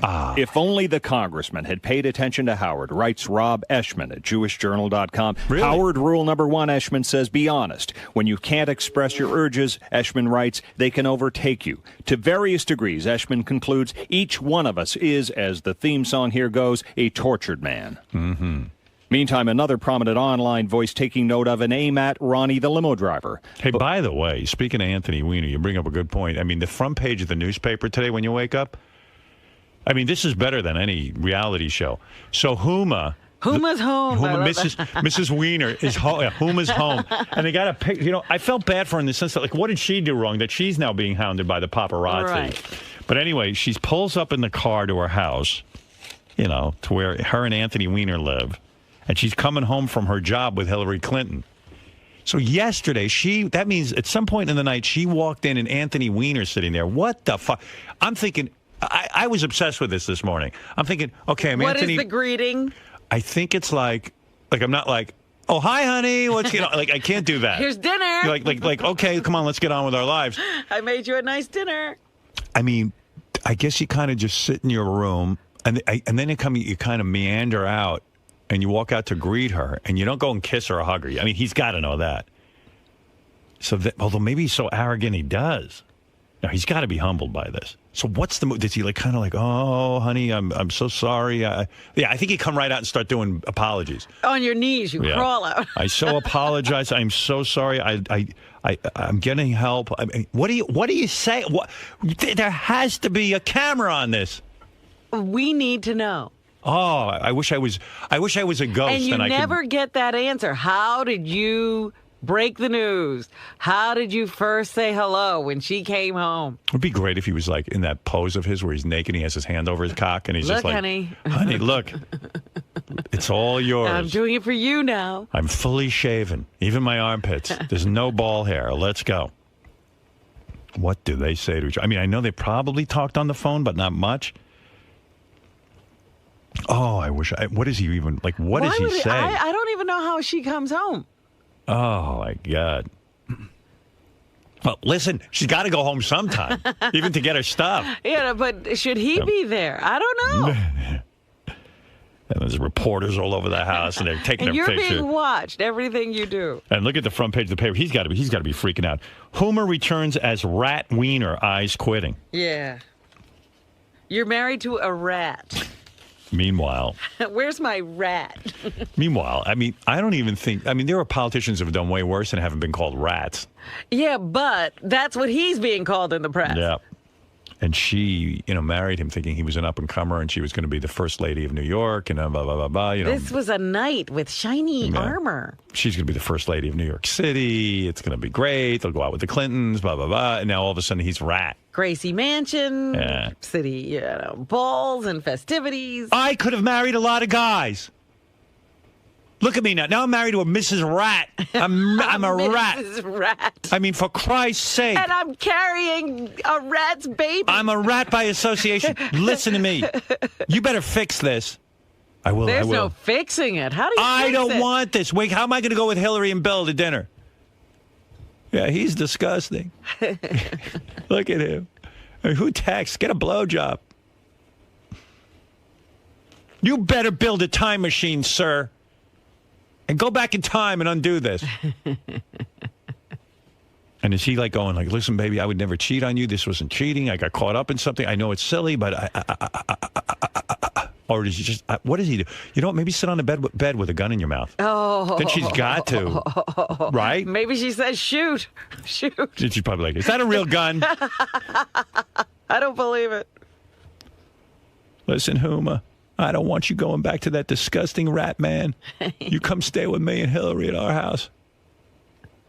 That's it. What he did to you is terrible. Terrible. I mean, you're hot. You understand what happened with me and Hillary, right? got old. That's all. She kept herself in shape like more you. than a year. Huma, you're in shape. Who knows what's going on? I'm sorry, Steve. I didn't mean to interrupt. So Bob Lefsetz writing about the sometimes inverse correlation between talent and Twitter popularity. Lefsetz declaring, quote, if Twitter was about talent, Ronnie the limo driver would be bubbling up. Ronnie responding in his inimitable style, quote, screw him and his article. If he wants to make it like I'm stupid, be my guest. Well, Ronnie is stupid because he doesn't understand. Lefsetz was actually... It sounded like a compliment. It was complimenting him. I read the article. He was talking about Lady Gaga. And what he was saying is that it's the music stupid. He's saying that Lady Gaga's running around with the costumes and the carrying on and the attitude and the Twitter followers. He goes, it doesn't matter if you have 10 million Twitter followers. The album tanked. And he's saying if Twitter followers meant something, then Ronnie the limo driver would be the biggest star in the world. He's got 100,000 followers. He's not putting you down. What's the matter with you? Well, that's not the way you put it to me yesterday, I read it Steve. to you. I read it to you. You made it sound like I was stupid. I just read it. Oh, stop it now. Quote. He was actually complimenting you. Well, thank you. All right. I mean, he wasn't being negative. Right, whatever. 104,000. All right. Nice. There you go. You're like Lady... Well, his point is that with all of her followers... She didn't sell a lot of albums? He's saying that the fans went to Adele. Why did they go... was Adele's album big and Gaga's bombed? Because Adele's got a good album. That's the music business. I never met this Lefsetz, but suddenly I'm quoting him every minute. I might have to have him on. How's your TV show stuff going? What's going on, man? When are we going to really see something? What's going on? Don's working on stuff. So you're in a negotiation? So you're now not in the conversation. Don's taking care of everything? Yes, ma'am. Is Don taking care of it or Don Buchwald and Associates? Don Buchwald and Associates. Right. They're taking care of it. Yeah, I think Don laced into Ronnie. Really? Yeah. I think he basically said to Ronnie, listen, don't go telling people Don Buchwald's working. It's Don Buchwald and I didn't Associates. say he's the one. That's what I'm thinking. Don Buchwald and Associates, okay? Don't say Don Buchwald's working on it. Well, it's the name of the company. He's ashamed to be representing you. Don't you get it? Yeah. Right. The Don Buchwald and Associates are working on... Right. He's helping you out. Right. By putting one of his agents on it. Exactly. Right. And... You're represented by Associates. That's what I said. No, you said Don's working on it. Don doesn't want to be associated. He is, but he isn't. Right. No, but the one. Maybe just say you're being represented by associates of Don Buchwald. All right. All right. The one guy. You know what he said to you. No, Ronnie said to me, Don told me, make sure you say Don Buchwald and Associates because you're not being represented by Don Buchwald. I go, yeah, because you don't want you running around saying, it's just embarrassing. Say you're represented by Associates. Oh, he didn't say it was embarrassing. That's what I'm telling you he means. No, he didn't. You know I have to explain everything. Like that. What do you think he means? Now you understand Don, but you don't understand. No, but I know he's the one guy he's talking to directly because he knows him. Yeah. All right. Okay. The guy from Fox. Okay. All right. Take it easy. All right. I'm just telling you. I know Don speak. I've known the man many years. I know. Yeah. I know. We talked about you too. Right. Believe me. Believe me. Use your fucking head. I am.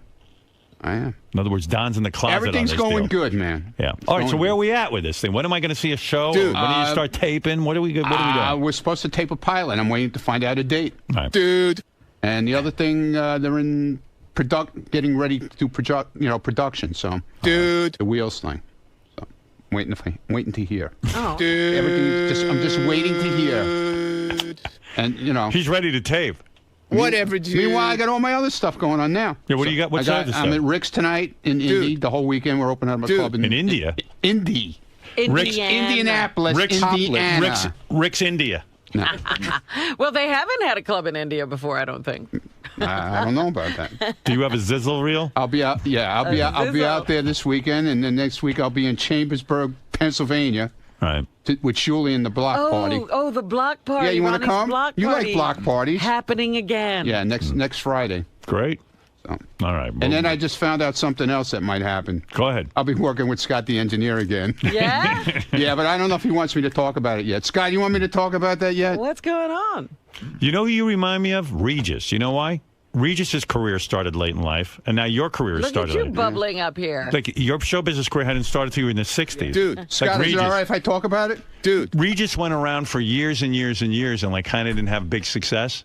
And then, like, Bumbled from one television show to the other. and then all of a sudden, like, in his 60s, Boom. everyone discovered him. Poor Ronnie.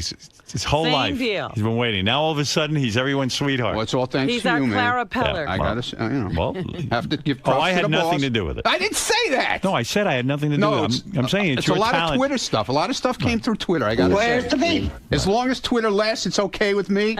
You know, a year or two, it's fine with me. All right. Go ahead. So what is this? So with anyway, Scott the now Engineer? Scott has got a gig going on in Atlantic City at Harrah's. Right. Right. They have a club there at night. The pool at the pool becomes a club at night. Yes. And he's DJing with DJ Hollywood. And What do you need all to of a do? sudden, he comes to me this morning and he goes, "They want you to come and judge a contest." Wow. Out at Harrah's. Send a limo to pick you up and give you a room for the night and everything. Okay, I'm there. Pay you some money. I heard a funnier story that Scott the Engineer, you know, Scott's like a lummox. You know, he's a lump on a log. And I love him, but you know him.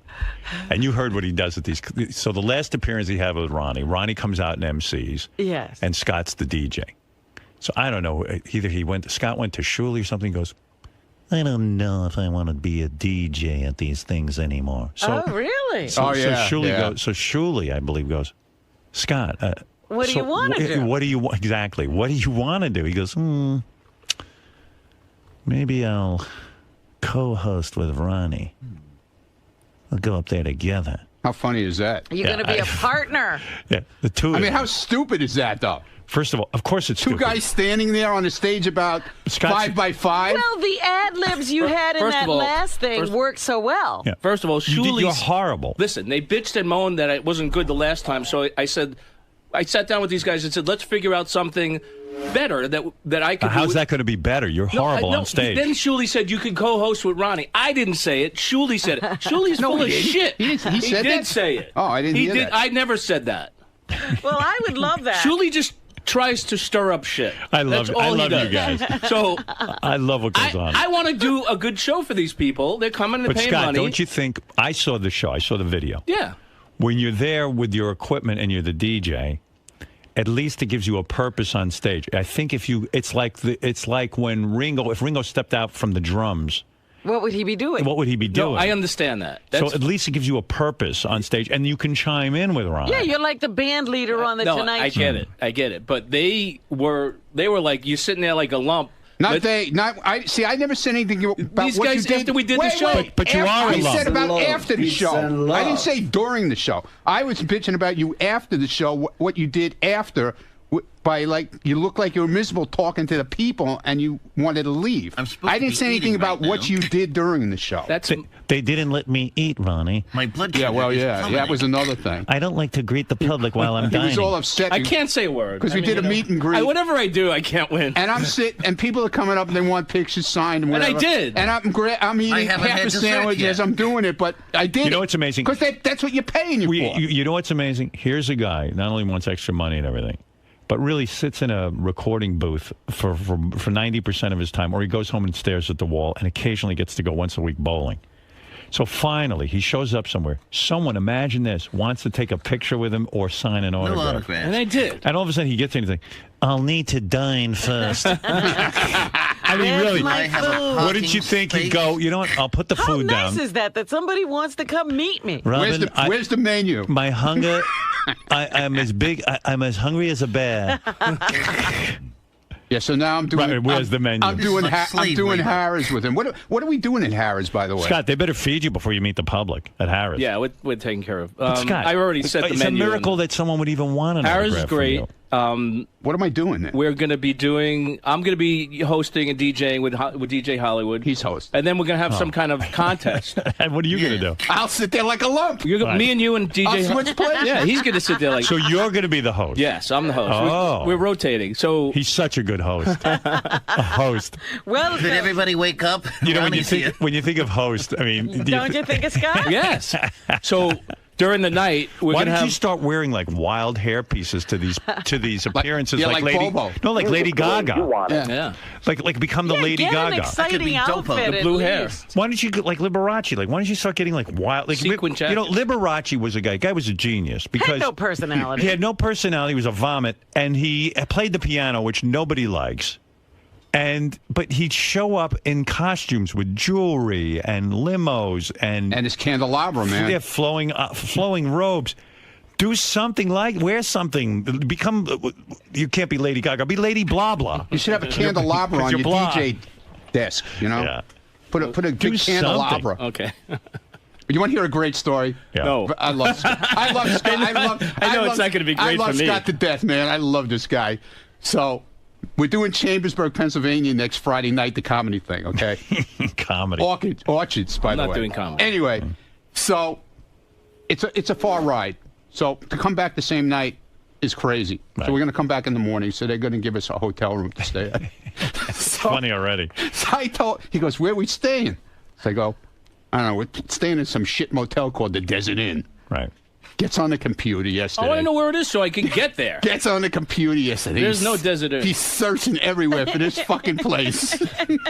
Now, Chambersburg, I mean, how big could it be? It's on the computer. You should be working, but go ahead. But there's 14 hotels in Chambersburg, believe it or not. Right. But there's no Desert Inn. Right. Because Desert Inn doesn't fucking exist. I made it up in my head. Right. You know? And he's searching, and he's going to Shuley. He goes, Shuley, where is this fucking place? He's such an asshole. You know that? I just give him a nice gig and extra money, and he's got to fucking rip me an a-hole. Stop it. We're not doing anything at Harrah's. You're done. Why are you on the computer looking for Desert Inn when you're here? Come on. That's my problem. What do you mean, come on? I'm serious. He's got other gigs there. Yeah, I'm busy. You got to get you working, I am man. working. It was during the breakfast hour. Oh, I'm working. His breakfast hour. I'm working. All right. Plenty working. Let me look for Desert Inn here. I see nothing of that nature. He goes, I don't see it here. I go, dude, it's a shit motel. You think they're going to have a website? Yeah, but the problem is you're giving him phony hotels, and he's got to work. I know. It was for like 5 minutes, that's all.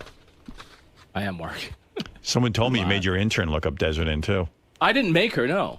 She was trying to help because you were freaking out? Oh, I didn't make her do it. She brought... If you didn't make her, then why did she do it? She has a computer. She just heard the conversation that I said I can't find one, and she decided to search for it. I didn't make her do it. And then she brought up a picture of the town also. It was fucking great. And he's looking for the Desert Inn. I only see bed and breakfast, the Holiday Inn Express. There's 14 hotels in that little town, man. Where will I be staying? Recommended to be clean and the staff to be polite. Please instruct the staff I'll be arriving. And I want the breakfast to have a conglomerate of freshness. Hey, did you hear that Gange's not allowed to go with us to Rick's this weekend? Why? Because they put a kibosh on him going. Who did? On Demand? I guess so. So who's going with you? Richie Wilson and Chris Costa. Who put the kibosh? I don't know. I don't know. Oh, God, Gange lives for that. Yeah, he was all upset. But he goes to me yesterday, he goes, well, if I really wanted to go, I could make it happen, but I'm not going to push the issue. So who told him no? I don't know. I have no idea. Boy, that's mysterious. Doug, what's going on with that? Doug's not in, and nobody seems to know why Gange can't go. Huh? Who forbids that? I mean, I'm thrilled. I mean, I don't think Gange should go. So, Greg here is telling me that it was self-imposed by Gange. Really? Why? Because you gave him such a hard time. You're probably ashamed to go. Yeah, you know what? You know why Gange pisses me off? Because he's creepy. Like everything that has to do with a chick, he's in on. For a while, he had to pre-interview the Miss Howard TVs, and I said, Gange, it's not necessary. Will's going to pre-interview him, and he goes, well, no, I'll handle it myself. Well, you killed that for him too. Yeah, I know. You're ruining all his fun. But I said, but why do two guys need to Why do I have to have two guys doing that? And why is the only guest that we have? I've had, Tatum O'Neal was here yesterday. One guy interviewed her. How come two guys didn't? You know what I mean? It was like insane what was going on here. And then Doug had to shoot her pictures personally. Right. Look, what was that about? So I said to these guys, listen, come clean. Is this something you want to do because you're horny? Oh, no. I'm way too busy. I don't even want to be pre-interviewing them. And Doug's like, no. I just thought I'd help out with some very attractive pictures. I go, but Jason takes the pictures. I already got someone doing that. I don't need double coverage on this stuff. Don't you? I thought you guys are so busy. We have such little budget. If you're too busy to do everything else, then how can you be busy with this? Yeah. Why is this taking up so much time and so many of the people who work there? It's like when I say to Scott, how can you not be doing this? You're looking up the Desert Inn. I mean, really? I multitask. Okay, that's all right. I multitask. There is work going on. So, and Ganji was just like being like, I didn't even realize these very hot girls were even girls. I mean, I didn't even notice them. So I knew he was being a bullshit artist. By the way, where is Doug and where's Ganji? It's almost 8 a.m. Well, they're pissed that they don't get to do these things. Ganji doesn't come in every day. Ganji doesn't come. And He I don't goes. know He where works. Doug is.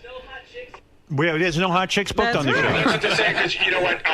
Will was pointing out to me that Ganji, he's in for some stuff. Like yesterday, he was the guy holding the mic when the Playboy Playmate of the Year was doing the armpit sniffing. Yeah, like how did Ganji show up here for that? Now that you say that, when we had the Playboy Playmate of the Year, all of a sudden he's here.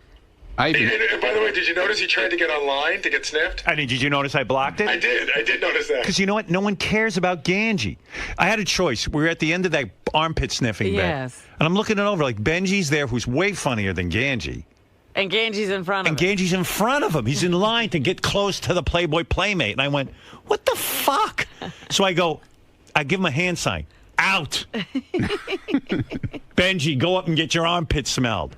I'm gonna sit and waste time with Ganji. What if she likes my armpit? Now I'm going out with her. I asked him why. He came in. He came walking in about 7:15 yesterday. And I go, "What are you doing here?" He goes, "Well, I have to help out with the Playmate. The Playmate segment." What? But he doesn't. The Playmate segment. Yeah. Really? What's different about the Playmate segment than Nothing. any other segment we do? He is such a fucking horny motherfucker. Hey, can you blame him? I know. Well, he probably figured blindfold. If she doesn't see him, maybe she'll go out with him.